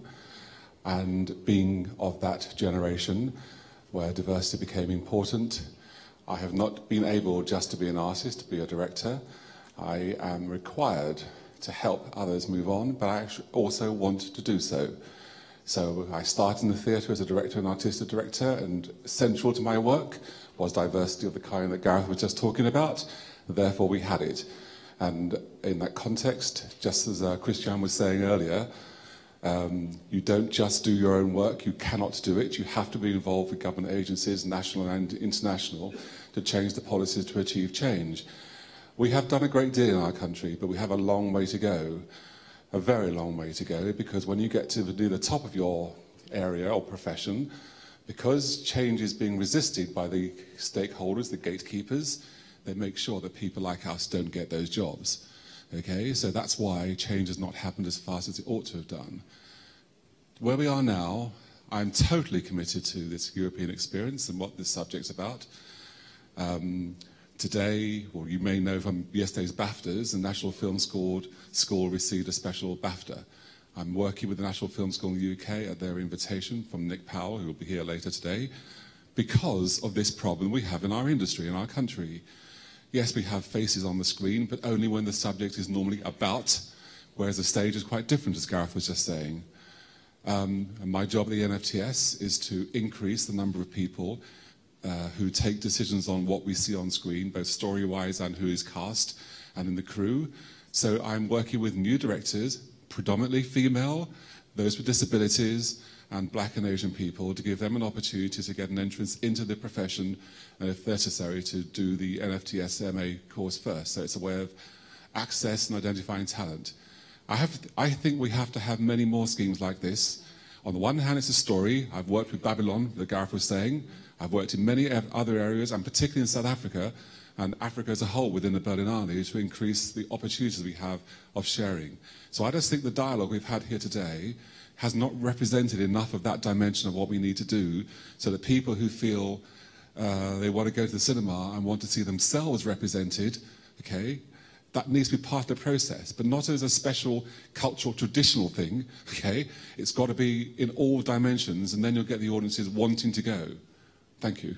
Thank you so much for reminding us about the crucial importance of diversity when it comes to this industry. We had one question with you, ma'am. So it's at the one of the first floor. I don't see if there is any. We just need a mic over there. Oh, thank you so much, Carsten. Hi, Alice Cantarian, originally from Romania, based in Bremen. So I do watch actually HBO Romania, and I'm wondering, what would you say platforms like Netflix and Amazon, is this rather a threat, or is this like pushing forward the art house film d'auteur yeah, is it, so what would you say? So what would you say in having more diversity in platforms, like okay, but like binding them to have more diversity? I think it's one of the propositions, though. But is that a question to a producer? Probably. Yeah. I think yeah, it's just the fact. It's the truth. Everybody under 35 watches that. They want to watch, and why they want to watch? We have to. Maybe they want to have the big story that people formerly would read Anna Karenina. Now they want to have that in long storytelling. They want to have these long stories. We have to adapt to that, and maybe we have to change that also in public funding. Maybe we have, if we want to play a role on that and don't leave the market to Netflix and Amazon and maybe other players, we have to think about our cultural funds, and maybe we have to be engaged in that and think about it. Okay, it's not cinema anymore. What happens to cinema is a different question, but if we want to play that role, and me as a producer, I'm embracing that. It's the only chance I have to, because we have to shift. We have to shift I'm interested in storytelling no matter to what platform, and it has to be quality, and I'm interested in film as art, and no matter if it's like 8 hours in a miniseries or it's 90 minutes for a cinema film. But we may have to think about it and change our funding system and find ways to enhance that with public money to have our part in that game. Thank you very much, Carsten, for this final answer, because it gives me the perfect translation for the next segment. Thank you so much for your question, though. Thank you so much for your perspective. I guess they deserve some applause. Please. You are definitely released from duty, so you can join the audience again, because the session we're going to have now with Rodolphe Buet, you'll see, is going to come back to some of the solutions or propositions that have been made on this very stage since the beginning of this session. Rodolphe, you're joining me on stage because you're now the president at large of Global Road Entertainment, and you actually led a study based on the 25 years the media program has been operating, and it's called The Future of Media After 2020. That's definitely what's at stake here all along this day. How can you contribute to the debate? Let's set the scene first together, if you may. What is the reality of the market today from your discoveries, and what is, in the end, the environment in which media operates? Well, thank you, first of all, Marjorie, for hosting me. And before answering your question, I would love to thank you, the European Media Commission, for the tremendous job they've been doing in the last 25 years. Because most of the key European films which were on screen or broadcast or available in film festival in the last 25 years get the European support. And profit from the media program. I've been asked by Lucia Recalde and her team, Lauriane and Emmanuel, to work on this media program, and I would say that my first surprise working on this program was to discover that, and to work on this program, we decided to bring on board people from all over Europe, working on a production point of view, on a production perspective, on distribution, on technology. And my first surprise was to discover that we are European. We are all working on developing and enhancing the European culture and European value. But in the meantime, we are not working together. Or very few of us are really sharing vision, real European cultural roots, DNA, to make Europe grow and to make European films or TV series or any kind of content relevant for European audience. So I think one of the key points I'd like to start with is this reality, how to make this mixity, this cultural potential diversity becomes real, more than during Berlinale or during Cannes Film Festival or during Venice Film Festival. We need to sit down and we need to build up community which will give European production a chance to really fit with the European audience and manage to enjoy or entertain the European audience. So it's definitely more about the question of how to make cooperation or pan-European cooperation sustainable. Totally. So I will just take one example. So throughout my career, I was lucky to work here in Germany and spend 3.5 years running a German company. And one of my first jobs was to develop German production for Studio Canal, the company I used to work for before. We had really no experience of German production. So the first things I hired someone to run the production arm, and then we discovered very quickly with the team that one of the chances of Studio Canal was to be a company with French distributors, with UK distributors, and in the meantime an international arms open to the world and representing film from everywhere in the world. And thanks to this positioning and thanks to the fact that we were able to present and introduce the German production to very significant distributors throughout the world, we managed to generate much more revenue than any other international German distributors. The first project I did 1.2 million admission in Germany, but managed to did 800 in France and 600 in Italy. The film was distributed in more than 57 countries. And when I look at the reality of most of the European production, it's showing that one of the problems is linked to sometimes to the strength of the distributors, the strength of the marketing supports behind the project, and the real ability to bring European content to other European territories and abroad.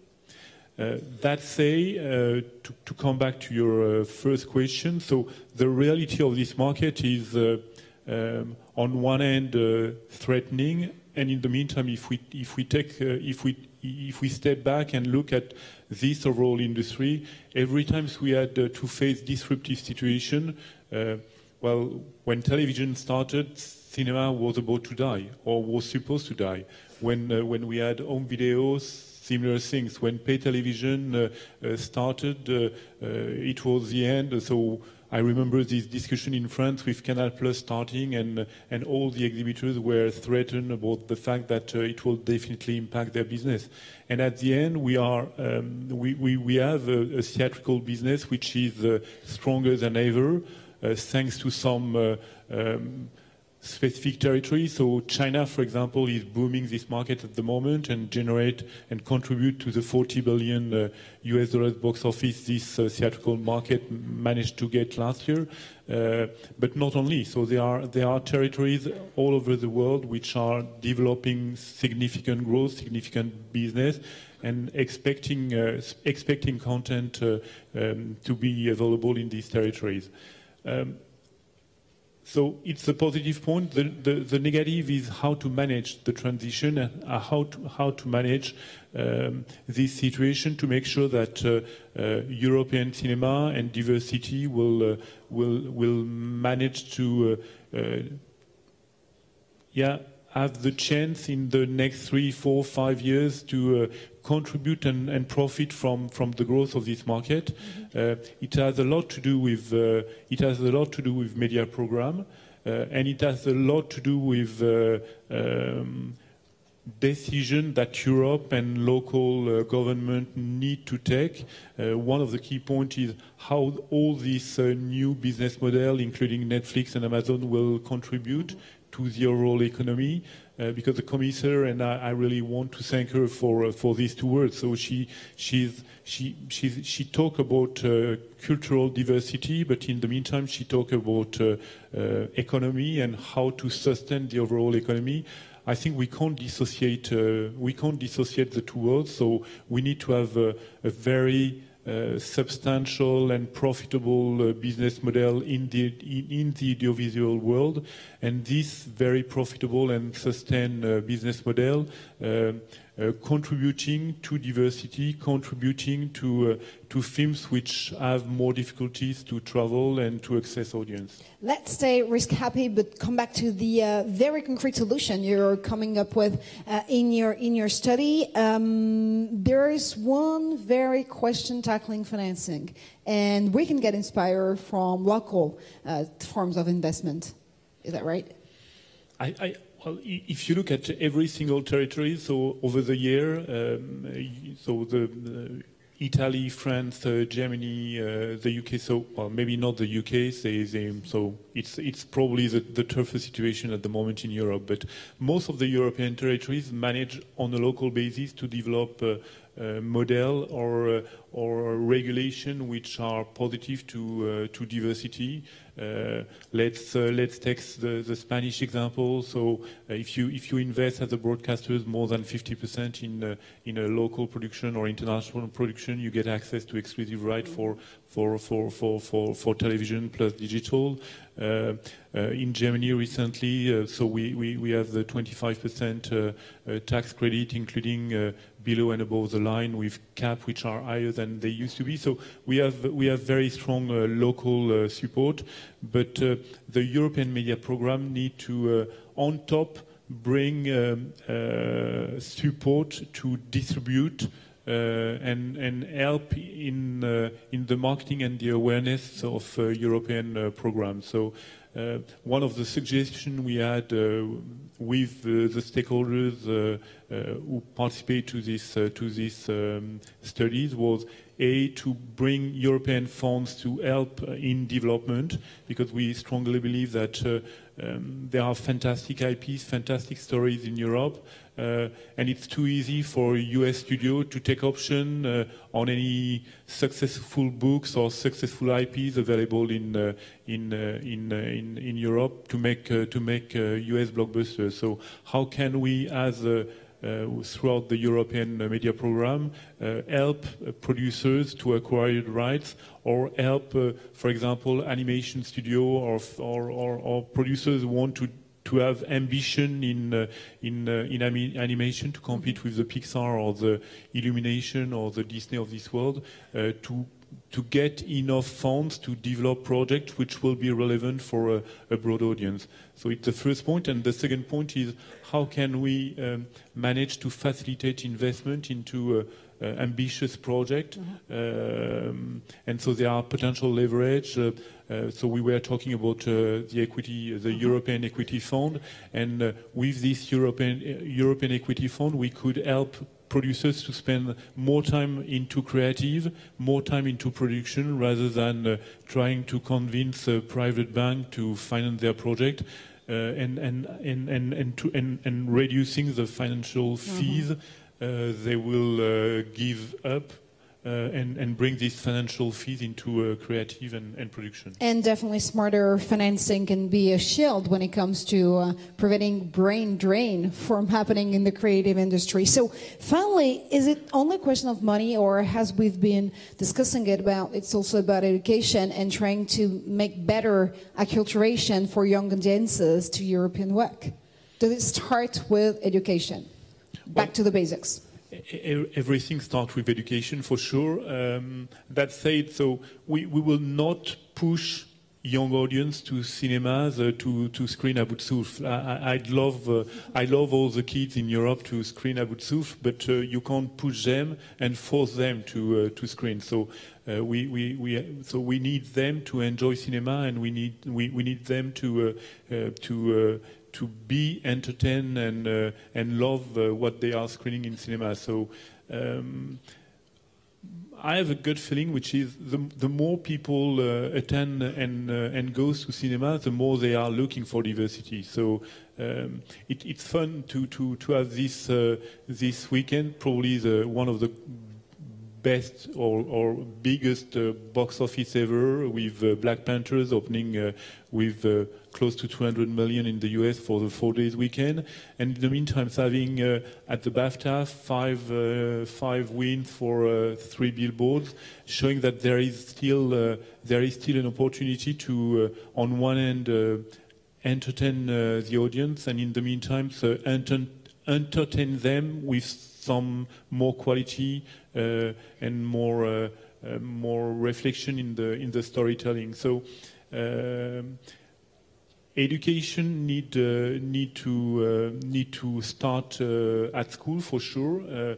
We need to make sure that when the kids are learning math or learning foreign language, in the meantime they can understand the meaning and the importance of audiovisual. So we are talking a lot of fake news, of the impact of the social medias, of Facebook, of Instagram, and we need to educate the kids in order for them to understand what is the behind the scene and what it means for them and for their future. So how to teach them that. In the meantime, we have to let them understand and embrace new technology and integrate new technology in their life.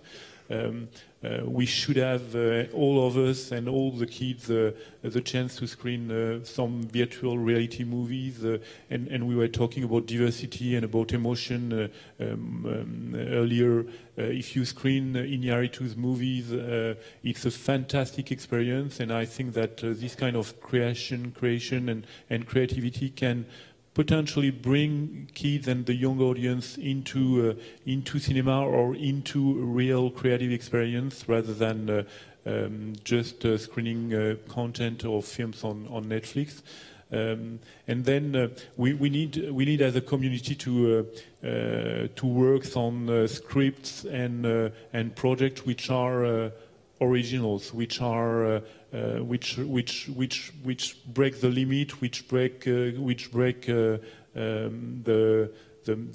common story we used to screen. So there is a world out of Transformer 22 or Fast and Furious 87, and once again, the movies which will be part of the Oscar competition, Shape of Water, Three Billboards, are very good example of diversity and future for this business. Learning about European heritage at an age of digital citizenship. Thank you so much, Rodolphe, for your study. And of course, if you're more interested into learning and deep diving into Rodolphe's study, we have hard copy of the study for you, I guess, somewhere at the end, at the back of the room. So just, ask for a European Film Forum staffer to let you know where you can deep dive into the studies. Thank you so much again. You're welcome. Thank you. And now we're definitely back to discussion panel with a different perspective on how to reach those wider and more diverse audiences.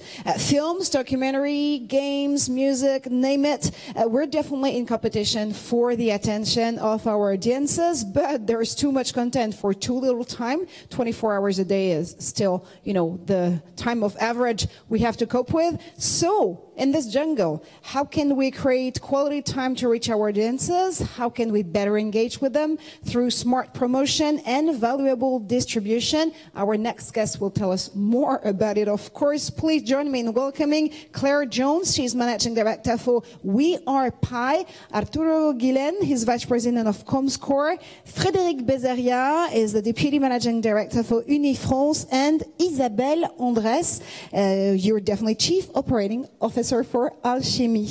We're just waiting for Arturo to... Oh, wonderful. There you go. Grab a seat and a mic, and we'll be able to deep dive into the second discussion panel. So, again, we're going to tour around you guys, ladies and gentlemen, just again, to have a better understanding of what your part is in the ecosystem and what means competitive advantage to you. Claire, maybe first. Thank you very much. So Pie Studios is an independent film studio in Amsterdam, and it was founded by a marketeer and a producer. So you can imagine that we sit very much on the intersection of promotion and filmmaking. We have started to ask the question of filmmakers, not who are you making this film for, who is your audience, but where is your audience? Because the biggest challenge that we face is this whole competing for time, particularly with our younger audiences. And we've had to accept that younger audiences are much smarter than us in terms of curating their entertainment needs. And our job really is to follow this audience around their ecosystem and understand where their time and attention is when they want to kick back, relax, or they want to find the stimulating subjects that line up with what they're coping with in their everyday lives. So culture as an influence on film and film as an influence on culture. I think that the responsibility that we have in the film industry is to remain thoughtful in a time when there's a lot of thoughtless content out there. Every channel, whether it be Netflix to online publishers and those who produce the memes that surround our lives, there's a lot of content that's jamming up channels that our audience that we want to encourage to go and view our stories on the big screen or elsewhere are distracted by. So our responsibility, and we've always done this as European film, is to find those issues and topics that will provoke response and allow audiences to reflect, and not condescend to our audience and assume that they don't want that from us anymore. It's more that they have so much choice that we need to place this content in places that they can find it. So we have to become experts in that, I think. So you want to know where audiences are? Follow We Are Pie. Yeah. Thank you so much, Claire. What about you, Isabelle? What about Alchemy first? And then how would you define this competitive advantage at an era of multi-platformization and multi finding of content. Hi, so I'm Isabelle Andres, Chief Operating Officer of Alchemy. Alchemy is a company which is an aggregator and distributor in the digital video content. We like to describe ourselves as a two-sided business. From one hand, we have close relationships with the right owners, and they provide them with a platform where they can upload their content, decide which content, which part of the catalog they want to upload, decide on which territories they want to distribute their content, and which distribution channels they want to reach. And they have, of course, access of all data concerning the distribution. From the other hand, we have agreements with a number of distribution channels. Historically, we come from the mobile, so we have distribution agreements with many of the telco operators in Europe. But we have also extended our distribution channels to TV connected. We have agreements with LG or Samsung.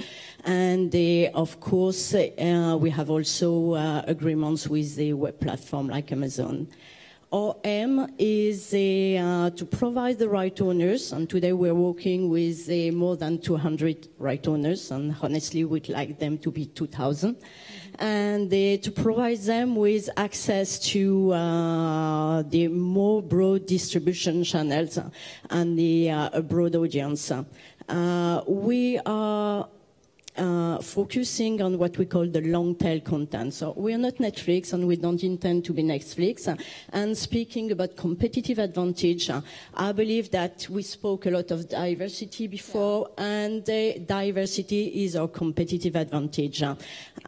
We want to sign with as many right owners as we can, and we believe in providing editorialized diversity, which means that we want people to have access to those contents that are not premium contents like the one you can have on Amazon or Netflix, but through editorialization, promotion and marketing, we believe that we are able to provide the right owners an access to a broader audience. Thank you so much. Now, speaking of connections, what about Comscore, Radu? How would you embody competitive advantage? I think the competitive advantage has to do with knowing your audience. Sometimes in the US, I guess all of us have been exposed to the sentence like, well, all Europeans are the same, or all Latin Americans are the same, and we're not. There's a huge diversity here that allows us to create more content. Nowadays, all of us are content creators in a way or another. There's content for everyone. There's big, there's small. There's content for big screens, there's content for small screens, and we just need to take advantage of that. And through knowing our audience, we should be better equipped to create this content. Okay, so I have two winners on stage, two people who actually know our audiences, Claire and Arturo. What about you, Frédéric, and what about Unifrance? Well, Unifrance is a private body in charge of promoting French films abroad. It has gained support and the trust and the financial support of public authorities over the years. But our distinctive trait compared to other similar bodies is that we not only help sell French films on the B2B and B2C markets, but we also measure performance. And we carry out market surveys on a regular basis, hoping to provide valuable information to both private and public decision makers. And so that gave us insight into what exactly the audience wants. So I will speak mostly of French films, but I think that, at least to a certain extent, it really applies to other European films in general. But I think we have to be aware of the main drivers that lay behind the action of watching a movie before actually ascertaining our competitive advantages. And this is what we're trying to do here at Unifrance. And I think some of the results are worth sharing with you. So probably the main driver, as we see it, is first the topic of the film. Sounds obvious, but it's the #1 item that is given to us in our different surveys. Second is the genre, and they go together with the topic. Third are the actors. Fourth are family and friendly recommendation. 5 is the ability to watch the film in your domestic languages. So those are the 5 main drivers that lie behind the action of actually seeing a movie, be it in a theatrical house or on the digital platforms. And what we mostly focus on as professionals, and I think we have a bias, is probably less relevant for audiences. I'm referring to media coverage. It ranks quite low, in fact, when we carry out those surveys. Critical acclaim, awards won, the name of the director, and the country of origin. Those are not major determining factors of actually going to see a movie. And the problem is, at least from my perspective, is those are our strong points. Directors, of course, critical acclaim, distinctions and awards won at different ceremonies. Those are our strong points. So we should really focus on the major 5 determining factors. And I think this situation is less flattering in a way. So forget everything you knew. Now you have new reasons to actually bring together or create more really interesting and efficient promotion strategies based on those criteria. Yeah, because I think in terms of friendly and family recommendation, we have a lot to do, and we've got the experts here at the panel, but we used to rely on word of mouth. It probably made a lot of sense in the physical realm. I don't think it really does nowadays with digital distribution, which makes everything so fast that we in fact have to plow our films into people's minds to really pave the way for the films before they actually hit the market. And social media is really what we're looking for. It really makes a sea change. We can really swarm the market with a film because word of mouth will no longer apply with such short time spans. When it comes to actors, I think I have to agree with Carsten and the previous panels that we used to be very strong with the European actors. I don't think we're really up to the market now.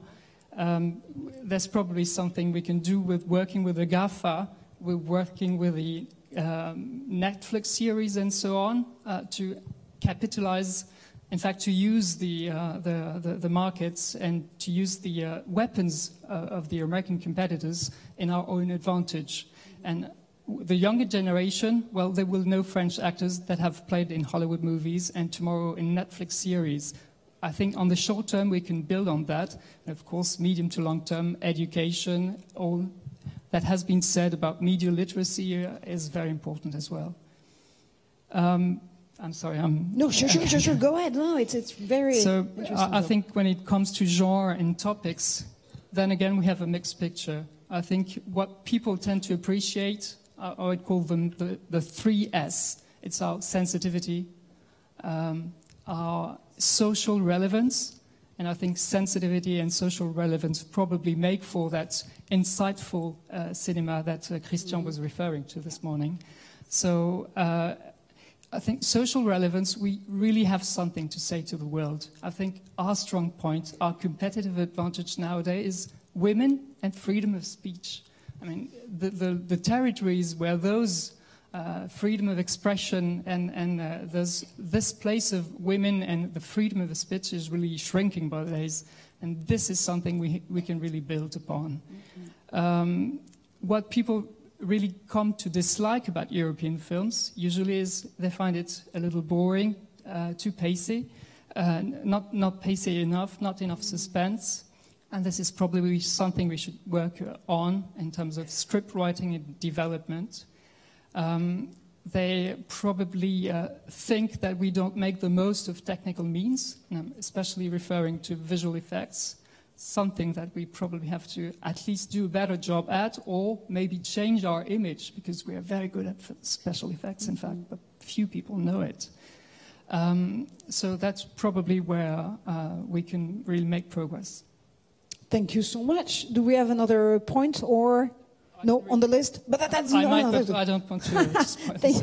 Thank you very much, Frédéric. Indeed. So that might be some solutions to my next question. But the next question was, so I don't know if you remember the previous European Film Forum we had, for instance, in La Mostra in Cannes or in Berlin next year. But we've learned definitely one very crucial fact and figure, which is the fact that a European work will be distributed to 3 EU country tops, when one American work actually would be distributed to 8 EU countries per average, which means that we definitely have a competitive disadvantage, if I may say so. So how can we turn it into competitive advantage again, home advantage? Do you have any solutions for that, for making better traveling, our work inside the EU first, and then thinking ahead and thinking global and other markets and territories?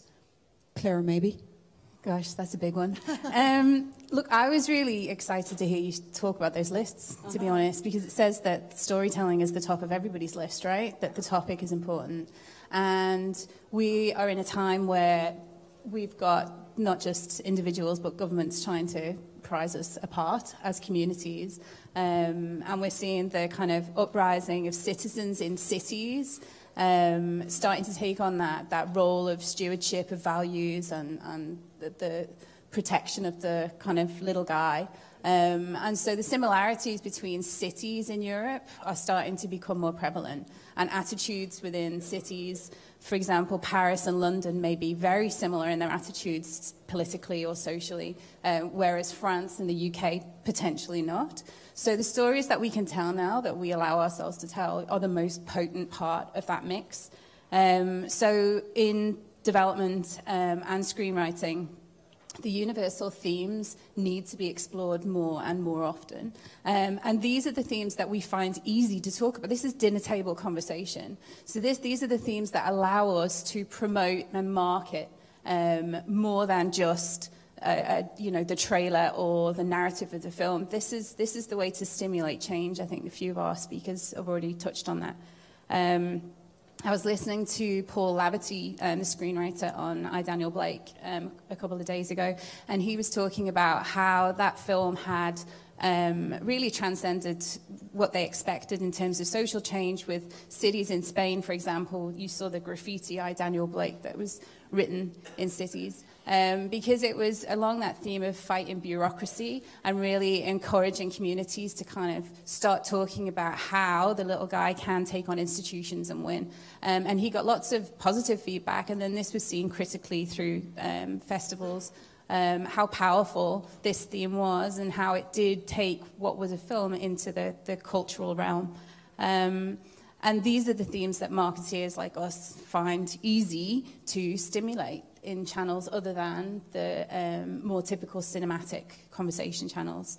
We work a lot with brands who come to us and they say advertising doesn't work for us anymore because people don't want to hear our messages. Advertising doesn't work on people under 25 anymore. We want to provide entertainment for these guys so that they will associate our brand positively with good use of their time and topics that have meaning for them.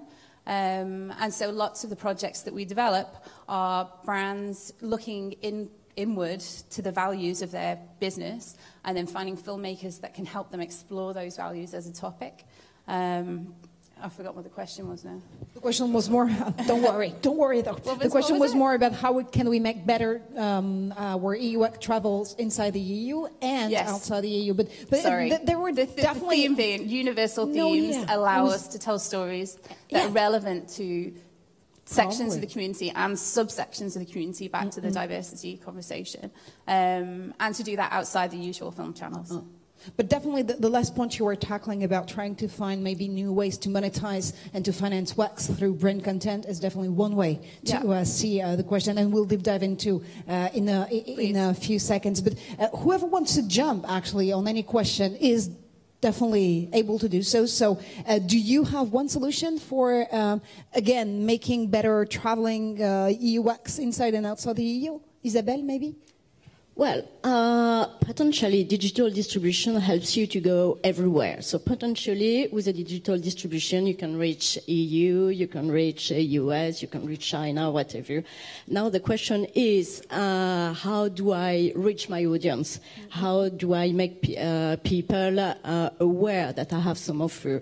And in that, I would join the probably about communities, because if you want to emerge, you have a to have a certain quality of content, of course, but you have to create a strong brand in distribution as well. You need quality content, you need a name of actors, directors, I agree on all that, but you need distribution and you need probably communities angle. You need to approach your audience with an angle. For instance, at Alchemy, we create bundles. So we are not just distributors, because it would mean nothing having a platform, although we are a perfect candidate for the platform for the media that was talked before, because we have it already.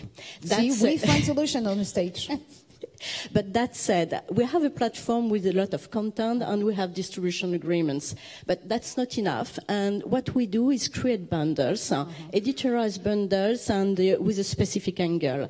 On one recent example, it seems to be a bit cliche, but we create a bundle which is called French Touch, with film about France, documentaries about France, a nice video about France, and we were approached by US operators that want the bundle to be distributed on their channels. And based on that, of course, we'll distribute this French channel with some kind of a community around that, brands. But because we are on a subscription model, we'll be able, with this flagship, to push other bundles about other diverse contents. And that must be, that's obviously not the only one, but that must be a way to use digital and reach your audience. And that's a really great example. Arturo, do you have another one? I can try. So I think our industry right now is living in a moment full of opportunities. Everything is changing so rapidly that I understand it could generate fear into some of us. But if we look at it from the point of data, audiovisual content has never been consumed more than it is now. It has never traveled as well as it is traveling right now. And this comes from many, many factors. One of it, of course, that my partner was mentioning a minute ago, is that content is no longer physical. There's no longer a print that needs to be carried out. It's all digital, so it can be here and in China at this single moment. So the fear that I was talking a minute ago about had to do more with the unknown of the Chinese market, for instance. But now we've got tools that allow us to understand these markets and understand these audiences. I don't think audience really cares that much about where the content is coming from.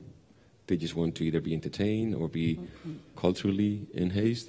But for instance, all of us here a minute ago, Paddington, I guess if you ask the thousands of admissions that Paddington generated, where is this movie from?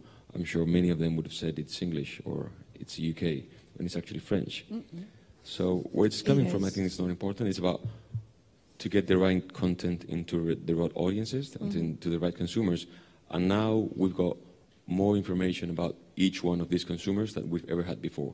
We just need to deep dive into them and go into Twitter account, into their Facebook, and if they like soccer, they like rugby, they like action movies, and content can be very, very precise and direct to each individual. Of course, it has to be super transparent for audiences. Like, they want to consume content. They barely care what the backstage discussion are when it comes to distributing this content, promoting this content, even financing it. But how can we make this process even more transparent? Again, backstage. How can we facilitate our own processes? Is there one top solution for you, Frédéric, to do that? Well, I think if we want to be strong on our domestic European markets, we have to really acknowledge the fact that they've been completely disrupted by the GAFAs, and we have to act on it. I think it means first regulating our own market. I mean, the GAFA, I don't want to be misunderstood, they're not enemies per se without any possible redemption. On the contrary, we just have to acknowledge the fact that they will amplify market trends. They will not correct it. They will not compensate for market failures. They will not favor spontaneously the long trail. So we have to act on this. So in fact, there are both distribution means and communication means. So we have to regulate their distribution function. And I think the first item is not only thinking about digital single market, but also working hand in hand with the DG competition and the antitrust policy. I mean, we have to open up those black boxes. It's I'm just speaking as Frederick, not as Unifrance, but I don't think this is right, that the creators have no right about knowing the use of their works. They have no single figures about the consumption of works on Netflix and the likes, and this is, in my mind, not acceptable. And we've got the regulatory tools at hands. We've got the antitrust unit to open up the black boxes and to actually make people know about the market and not just guess about it and guess about the values of their own works. So that's probably, in my personal opinion, the number one item. Regulate the distribution aspects of the GAFAs so they can open up to the rights owners, rights holders, and we can collectively assess the value of the digital market and act accordingly. And second, thank you. Approved. I think we can use those very powerful tools as a way to change the image of European cinema in Europe. I mean, they're not boring films. We've got talent, we've got style, we've got sensitivity, we've got social relevance, and we can work on that. I'll just name one example. Have people in the audience see Raw by Julia Ducournau, was selected at the Critics' Week? Yeah, just 3 persons. It's an amazing film, directed by a woman. It's at the same time, it's a horror film, it's a coming-of-age film, it's aesthetically really well done, it's challenging films, and this is exactly what we want, I think, to convey as a message to the young European audiences that we are creating great films. And I think social media is probably the way to get this image across. Okay, one question. Where can we actually see Raw? Theaters or platforms? Mm-hmm. I would love to actually watch Raw, but where can I do it? That's a question of the debate. Is the video on demand platform up yet? Because that's the answer, right? That's a great idea. Of course, my brain went, that's 2 lots of marketing budget, right? So for the release, and then to get the data on the VOD, we need to push people towards that content. But the data would be owned by us, right, as the European film industry, and it would solve some of the problems that you're talking about now. But what I can tell you is we've done that at Unifrance level with French films. You might be aware that we are organizing a fully digital French film festival, or French-speaking film festival with our Belgian and Canadian and Swiss friends. And it lasts for 1 month. It's available on more than 50 platforms on a non-exclusive basis. And we will announce the figures by tonight, but we're running into tens of millions of views and that's a major success, and I think we can demonstrate to the GAFAs that we can be partners, we can help them create value with our own works. And we have entered partnership with Facebook. They've been displaying the short features on Facebook, 24 hours, every short film in the selection. Then again, it makes tens of thousands of views. We're available on Amazon Instant Video. We're available on Google, Google Play, on iTunes in more than 19 countries. So we can actually partner, we can join forces and reach out to the audiences. Yes, you can. And so it's an amazing, actually, example on how to turn this challenging environment into a win-win situation and partnering with platforms so that you can make the most of it. But still, there is a question, and I've heard this word coming back in your answers: data. Data. Whoever owns actually the data owns the industry right now. So it's not going to be the sexy part of it. Well, we're going to deep dive into content creation, ideation, and those kind of things. But still, how can we cope with this challenge on data? Clara, maybe first. Gosh, it's a challenge. Well, there's two sides to it, right? So data is gold. It's a gold mine, and we're seeing that in a negative way in cinema membership. So in the US, for example, there are membership schemes where you have all-you-can-eat cinema. You can see as many films as you want in a month for a very small fee. And I cannot for the life of me remember the organization who holds that. In France? No, in the US. Example? In the US. No idea. However, pardon? MoviePass, thank you. Thank you, sir. So MoviePass are making cinema accessible for all with a very low barrier to entry, a very small fee for a monthly subscription. However, there is no profit in this for MoviePass or anyone else. It's actually the data that is important for them to understand the audience and then to take that and diversify it into other channels and other ways to produce content. The flip side of that is that data is our friend, right? We can identify our audiences, we can track them online, and we can start to give them what they want. At Pie Studios, we had a project last year where we were commissioned by Channel 4 to find the 18 to 25 audience that had been slipping away from them and even their online All4 channel. To do that, we made a music documentary about the history of house music, which was fantastic, and hit the right cultural spot, got lots of natural PR and lots of kind of take-up in that sense, but it still wasn't going to find this really young Gen Z audience, and the Gen Z audience is the one that we need to cultivate so that they stick with us all the way through their cinematic journey. So we partnered with the brand Lad Bible, who are a publisher, online publisher. They have gazillions of people who follow them through their social media channels, particularly on Facebook and Instagram. And with them, we made the first Instagram stories music documentary, which smashed all of the Channel 4 social media content results, and opened up a whole new avenue for them in finding viewers to bring into their content. And I think this is something that we can use in the film industry too. We have to consider the fact that our users, our audiences are consuming multi-channel, and that we can find them not through purely trailers and teasers, but by providing them with a filmatic experience through social media channels. This is possible. It will become more possible over time. So the data there led us to the audience, and without that, we wouldn't have pioneered, and without that, Channel 4 wouldn't have found a new avenue to bring that audience back to their core proposition, which is a linear TV experience. So it's a big ecosystem, and we need to consider all of it, and data is massively important in there.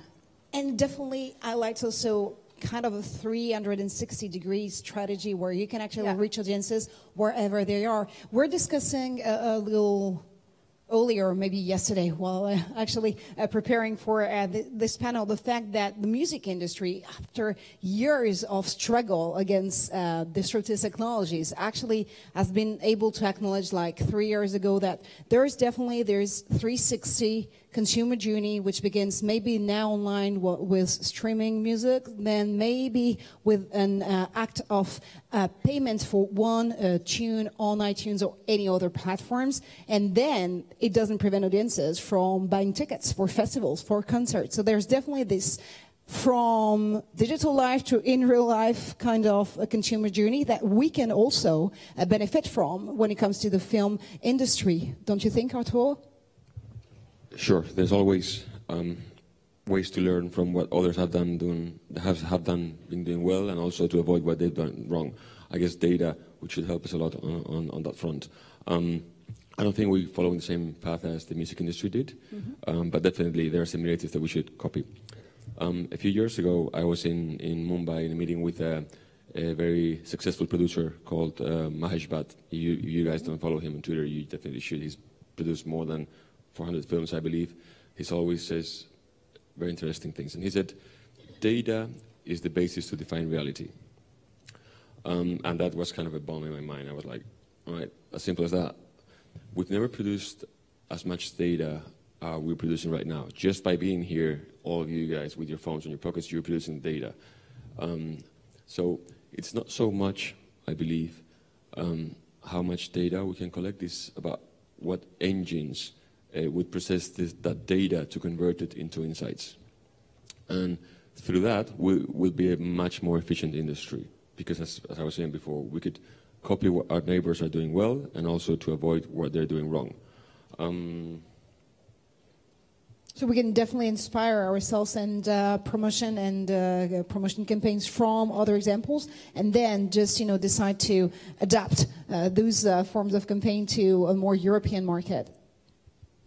Yeah, absolutely. I said the fact that we have available individual data from each of our consumers or customers generates insights that we are yet to start using.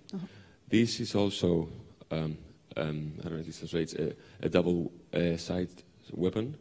Sure. So if you use it properly, it will expand your content and get it to where it needs to be. If you have mistakes here, it will have the opposite reaction. Because if you push your content to the wrong audience, they can basically kill it. Until the privacy question happens, right? Frédéric, maybe, or whoever wants to jump into the debate, because of course data is definitely a powerful tool for us to better promote, to better distribute, and better reach audiences through a wax, but privacy. And I can see some hand rising in the audience for some question. Just a brief tour of the panel on this very question, and then we'll definitely open questions to the floor. Frédéric, maybe on this question of data are definitely our best tool or weapon on this battle to reach and win the audience battle. But what about privacy? I think transparency is what we need, not only in terms of platform and to rights holder relationship, but also platforms to consumers relationship. I mean, if the use of the data is transparent for the consumer as well, then there is no privacy problem. But it has to be put forward in a very transparent way and agreed or not by the consumer, and maybe in fact devise a certain value for consumers to share, to actually accept sharing their information on the platforms. This is how maybe in an ideal world we could solve the problem. And in this regard, there's a very important piece of regulation upcoming in May, which is called GRDP, and which is going to reinforce actually the privacy of the users and the necessity for platforms to open up the discussion and have opt-in for consumers and users to actually declare the fact that they're willing to give their data. Now, all that being said, and before definitely opening the discussion with the floor, I would like to have your one key proposition when it comes to the future of the media program. As usual, Claire, my favorite victim. Okay. I think we need to accept that all the money cannot be on screen, and that's awful, and the purists among you will hate to hear that. But we're in an age of influencer marketing, for example, again, one of these horrible marketing phrases. But I watched last night Oprah Winfrey talking for 45 minutes about A Wrinkle in Time, which I'm sure is a wonderful Hollywood blockbuster movie, adapted from a novel from a very long time ago. Lots of great values and, trying to kind of bring everybody together. But that was essentially a marketing piece, and because Oprah is one of the most powerful people in the world, of course that's going to work for her. But we're seeing the emergence of these actors in Hollywood who have a brand of their own, back to the point that was made earlier. It's an authentic brand for them as individuals, and in order to compete with that, we've got to be strong and commit funds to finding reach through marketing, promotional planning. And this isn't just a secondary thought once the project is up and running. This has to be part of the feasibility of any project. So I'd love to see media do their bit to helping stabilize projects through strong marketing promotional plans. That's one key proposition for you. What about Unifrance and you, Frédéric? There's a market out there outside the EU that we are not tapping at the moment. There's a huge potential, not just for French films. We're selling more tickets abroad than on a domestic soil, but the same could apply to Spanish films, Italian films, if we find the right ways. And I think this is where the European added value lies. We can't really do it on a by nation basis. We need to play collectively there, and those markets are fast growing. And they will soon be fed up with American superheroes. They've been waiting for ordinary European heroes that they don't know know it yet, and we've got to make them aware of that. We have to reach out, thanks to media. Thank you very much. Isabelle, do you have one key proposition for the next media program? Well, I certainly like to see the media supporting innovative distribution solutions. We have to admit now that people are consuming contents many different ways, in many different occasions, multi-screens, multi-payments, multi-everything, and there is not only one screen anymore. So I would like to see media supporting, of course, digital distribution. I'm a bit selfish here, but more generally, all innovative, disruptive solutions, whether it is promoting, distributing, and providing alternative solutions to the GAFA. Thank you very much. Arturo, what about your key proposition? Very much in line with what Frederick just said. Our market should not be Europe. Our market should be the world. And every work we can do on that end makes a lot of sense. And also, on the other side, looking internally, promoting some kind of, the belonging feeling to Europeans. As of now, there's still a key advantage that the US has with Europe is that they all feel part of the same unity. Here, Spain goes in one direction, Italy goes in a different one, so does France. If we're able to promote the European belonging, I think that also should help.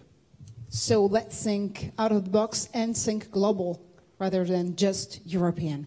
Thank you very much. The floor is definitely open for questions, and we have a question here. If we might have a mic, that will be just wonderful. It's going to be just second row over there. Yeah, it's going to be quite a home run, but the question is just right here.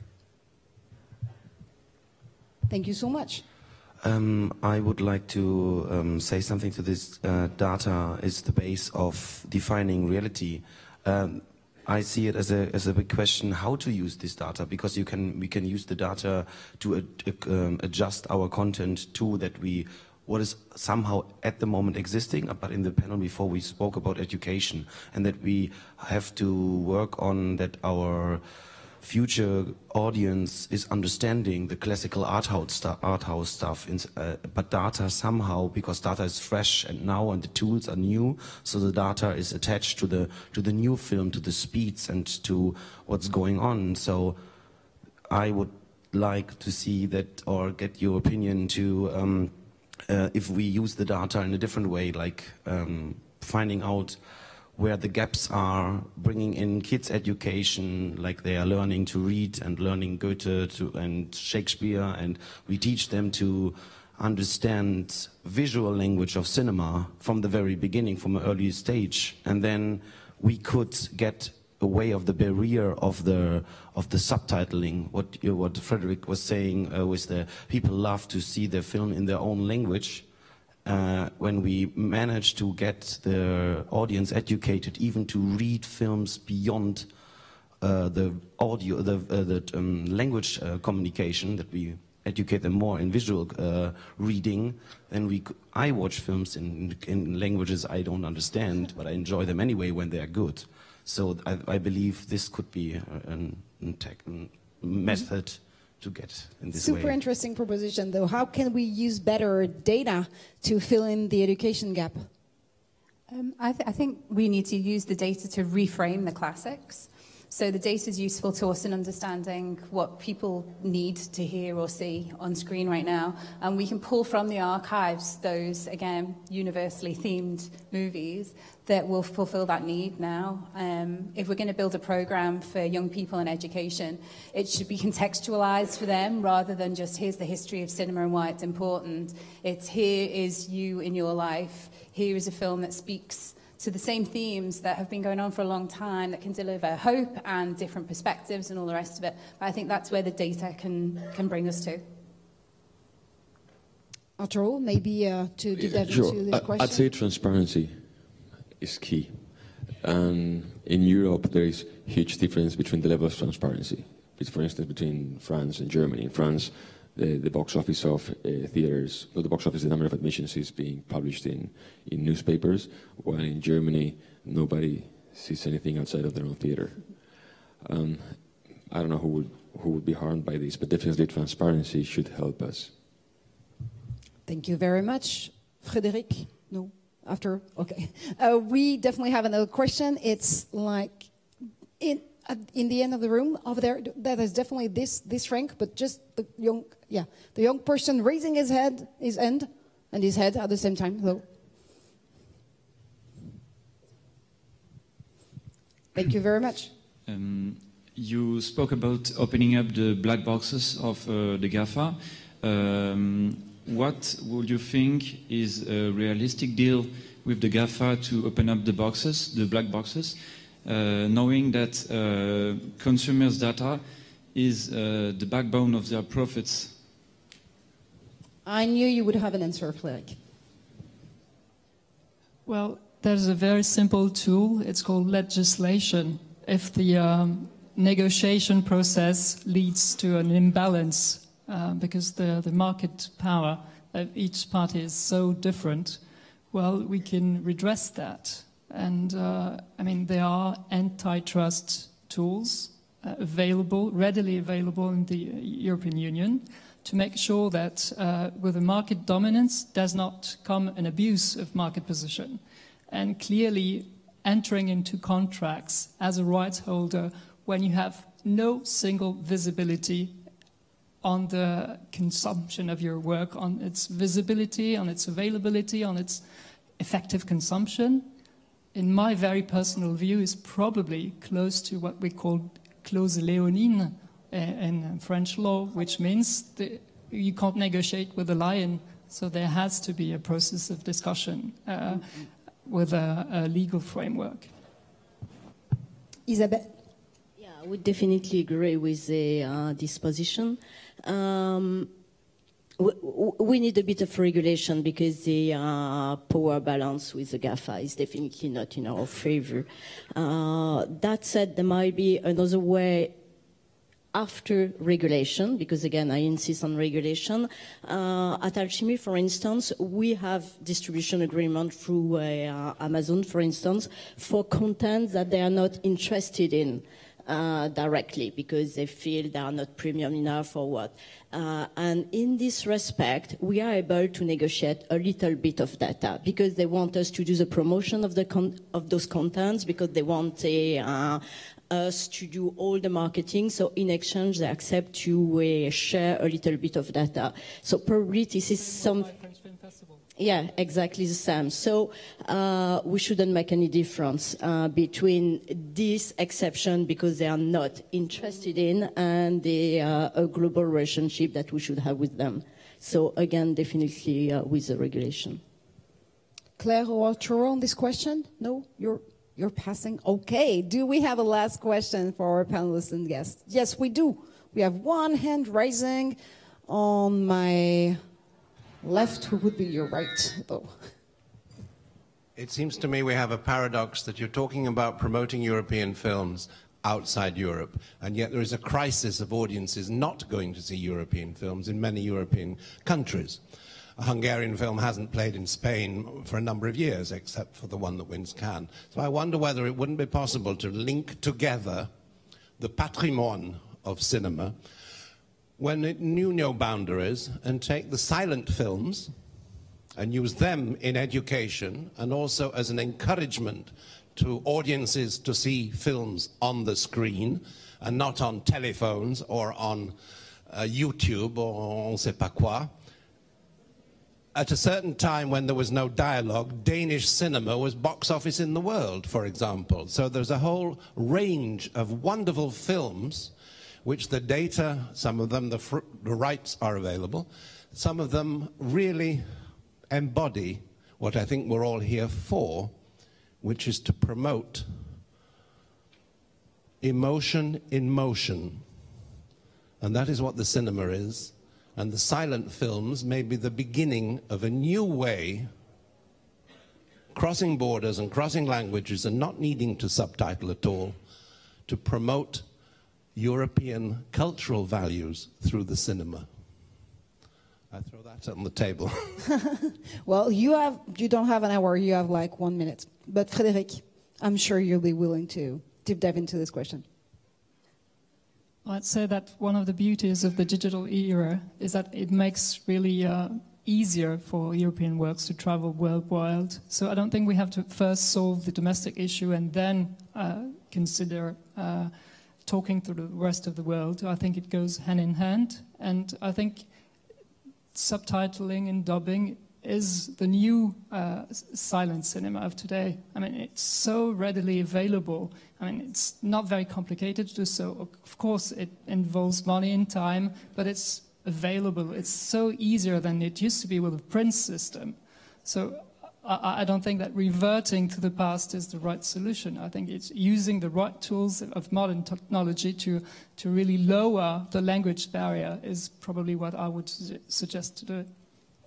I would also add that when you see the kids on the train or on the bus with their headphones in and they're watching video, sometimes they don't have any sound at all. They're conditioned now to watch video without sound and just follow subtitles. So I think subtitles as a barrier is fading away very quickly, and we shouldn't be afraid of subtitles anymore and see that as a barrier to something traveling. Thank you very much for your question. Thank you very much for your answers here on the stage. You can give them some applause.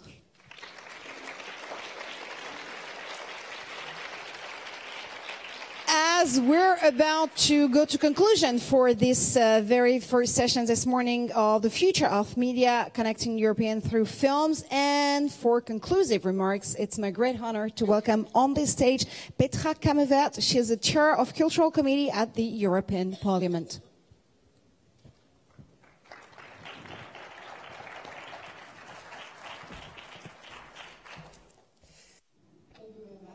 And because my committee is not only responsible for the diversity of culture, it's also responsible for the diversity of language. I will speak in German.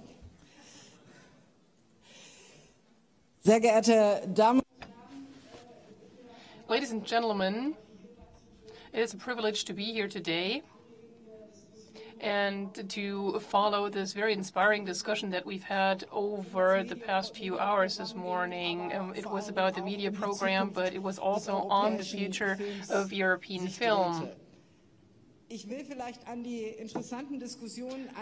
Allow me to follow up to these interesting discussions and to share a few remarks with you, going back sometimes to some of the remarks that have already been made by my predecessors, by my pre-speakers. And I'd also like to share a few thoughts with you, how I envision the future of European film. I believe that the European film is one of the most efficient tools that we have in order to bring the citizens of the European Union closer together. At the same time, the sector also makes a significant contribution for strengthening European competitiveness, European growth, and also for the growth of employment. However, at the same point, I'm deeply convinced that there is a great deal of potential within this sector which we haven't tapped yet, that we could tap by further developing the media program. But let's start with the beginning. The media program has been very successful over the past 27 years. European contents, European creativity, and cultural diversity have been funded with more than 2.4 billion euros. Thousands of films have been shot and produced and marketed. With the support of more than about 2,000 European projects per year, media has become a true quality label. Films that we support, that media supports, are shown in international media festivals, film festivals all around the world. We have 5 films that were supported by media that are now competing for the Silver and Golden Bear, and more than 17 media-sponsored films will be shown here during the Berlinale. But as some of my predecessors have already remarked, this program is about way more than financial assistance to film production. I believe its biggest value yet is the transnational cooperation of creative people. And they have been successful also in European, not only in national film development. The European film has become a brand of its own, partly with the help of the media program. The added value that media program makes for TV and film throughout Europe becomes the most eminent against that backdrop. One could fairly say that this promoting program has become a significant partner to the media industry. However, media has also made sure to connect citizens within the European Union and to also put a greater emphasis on what unites them. And it has also helped to unite Europe as a whole, because like no other European program, media seeks to promote mutual respect, mutual tolerance, and mutual understanding, along with cultural diversity. The driving force behind the European audiovisual industry, the film business sector, film business, is at the same time at the core of what it means to be European. Engaging citizens through film, the motto of this festival, which seeks at making citizens a part of this evolution of film, seeks to show just that. The singular European cultural diversity that is so often a topic in those films really binds us together. European films bring us together, and they also show us what our shared challenges are. This way, promoting a European identity and European cohesion. We're united in diversity. That is the motto of the European Union, and there's no doubt in my mind that the media program reflects this motto. I think we should be proud of that. This program really gives life to the motto and is something that can be transported into the life of citizens. For example, with a date in the cinema after a long day of work, or maybe just sharing a movie amongst friends or family. So if this year is about nothing more than the travel that the media program is to take in the future, we'll also have to talk about the need for support and funds, because growth in Europe is not only about employment, even though that is an important goal, but Europe is more than that. It's all about people. It is about their stories and our coexistence, meaning that the media program of the future will help and is supposed to help in drawing up creative contents in the future and also in distributing them. But on the other hand, those contents need to resonate with an international audience. This diversity is something that people need to live. There's no point in promoting diversity and cultural contents if nobody cares about them. So I believe that the priorities of the media program are fairly simple. First, the media program needs to be promoted and strengthened financially. Creativity and talents need to be strengthened and promoted, and contents need to be distributed. But let me talk about them in turn. We know that almost everywhere the media program is sought after way more than there are funds behind it, meaning that many have to be turned down, and some good or even brilliant projects have to be turned down for lack of money. A strong media program that seeks to have a long-term effect on the film sector needs an adequate budget. There's no doubt in my mind that the Commission, such as was also laid out this morning by Ms. Gabriel, will come up with a very ambitious suggestion before too long, and will also suggest the necessary funds to accompany it. I'm also very confident that my colleagues in the European Parliament, particularly in the Cultural Committee, will be very open for this suggestion. But let me also tell you that for this we will need the support of the member states within the council. So I can only call upon you to promote within your own countries for the relevant funds to be made available by the ministers of finances. So the necessary means can be made available to the cultural sector. I believe that everything else would have dire consequences for the growth of European audiovisual sector and the cultural diversity of Europe alike. As I've said before, media seeks to promote creativity and talents. And I believe that also in the future, also with a future media program, we are going to have to make sure even more that creativity and creative people are brought together throughout social networks. And to also invest more in promoting young talents.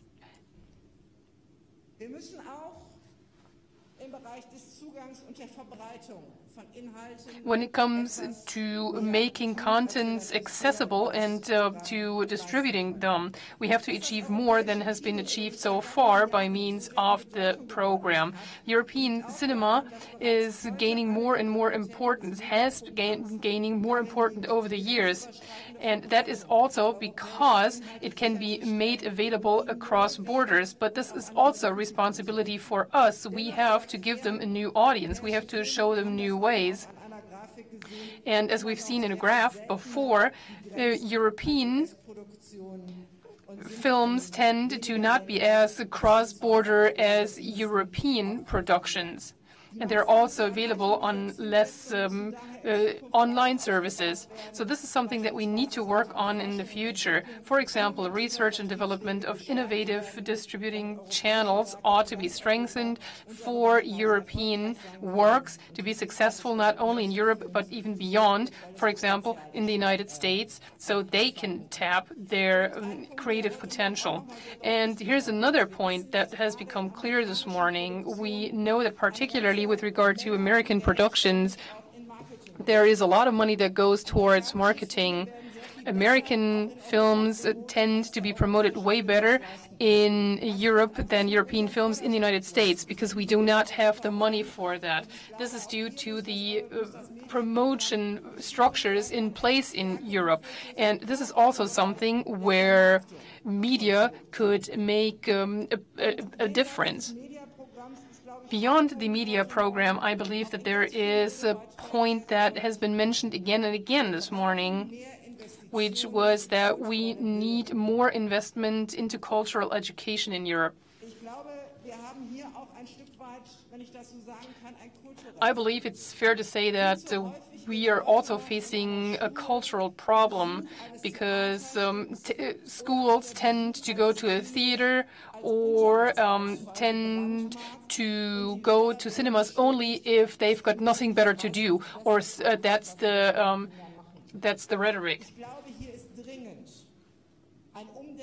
I believe that we need to rethink that attitude. Cultural education needs to become an integral part of our education systems.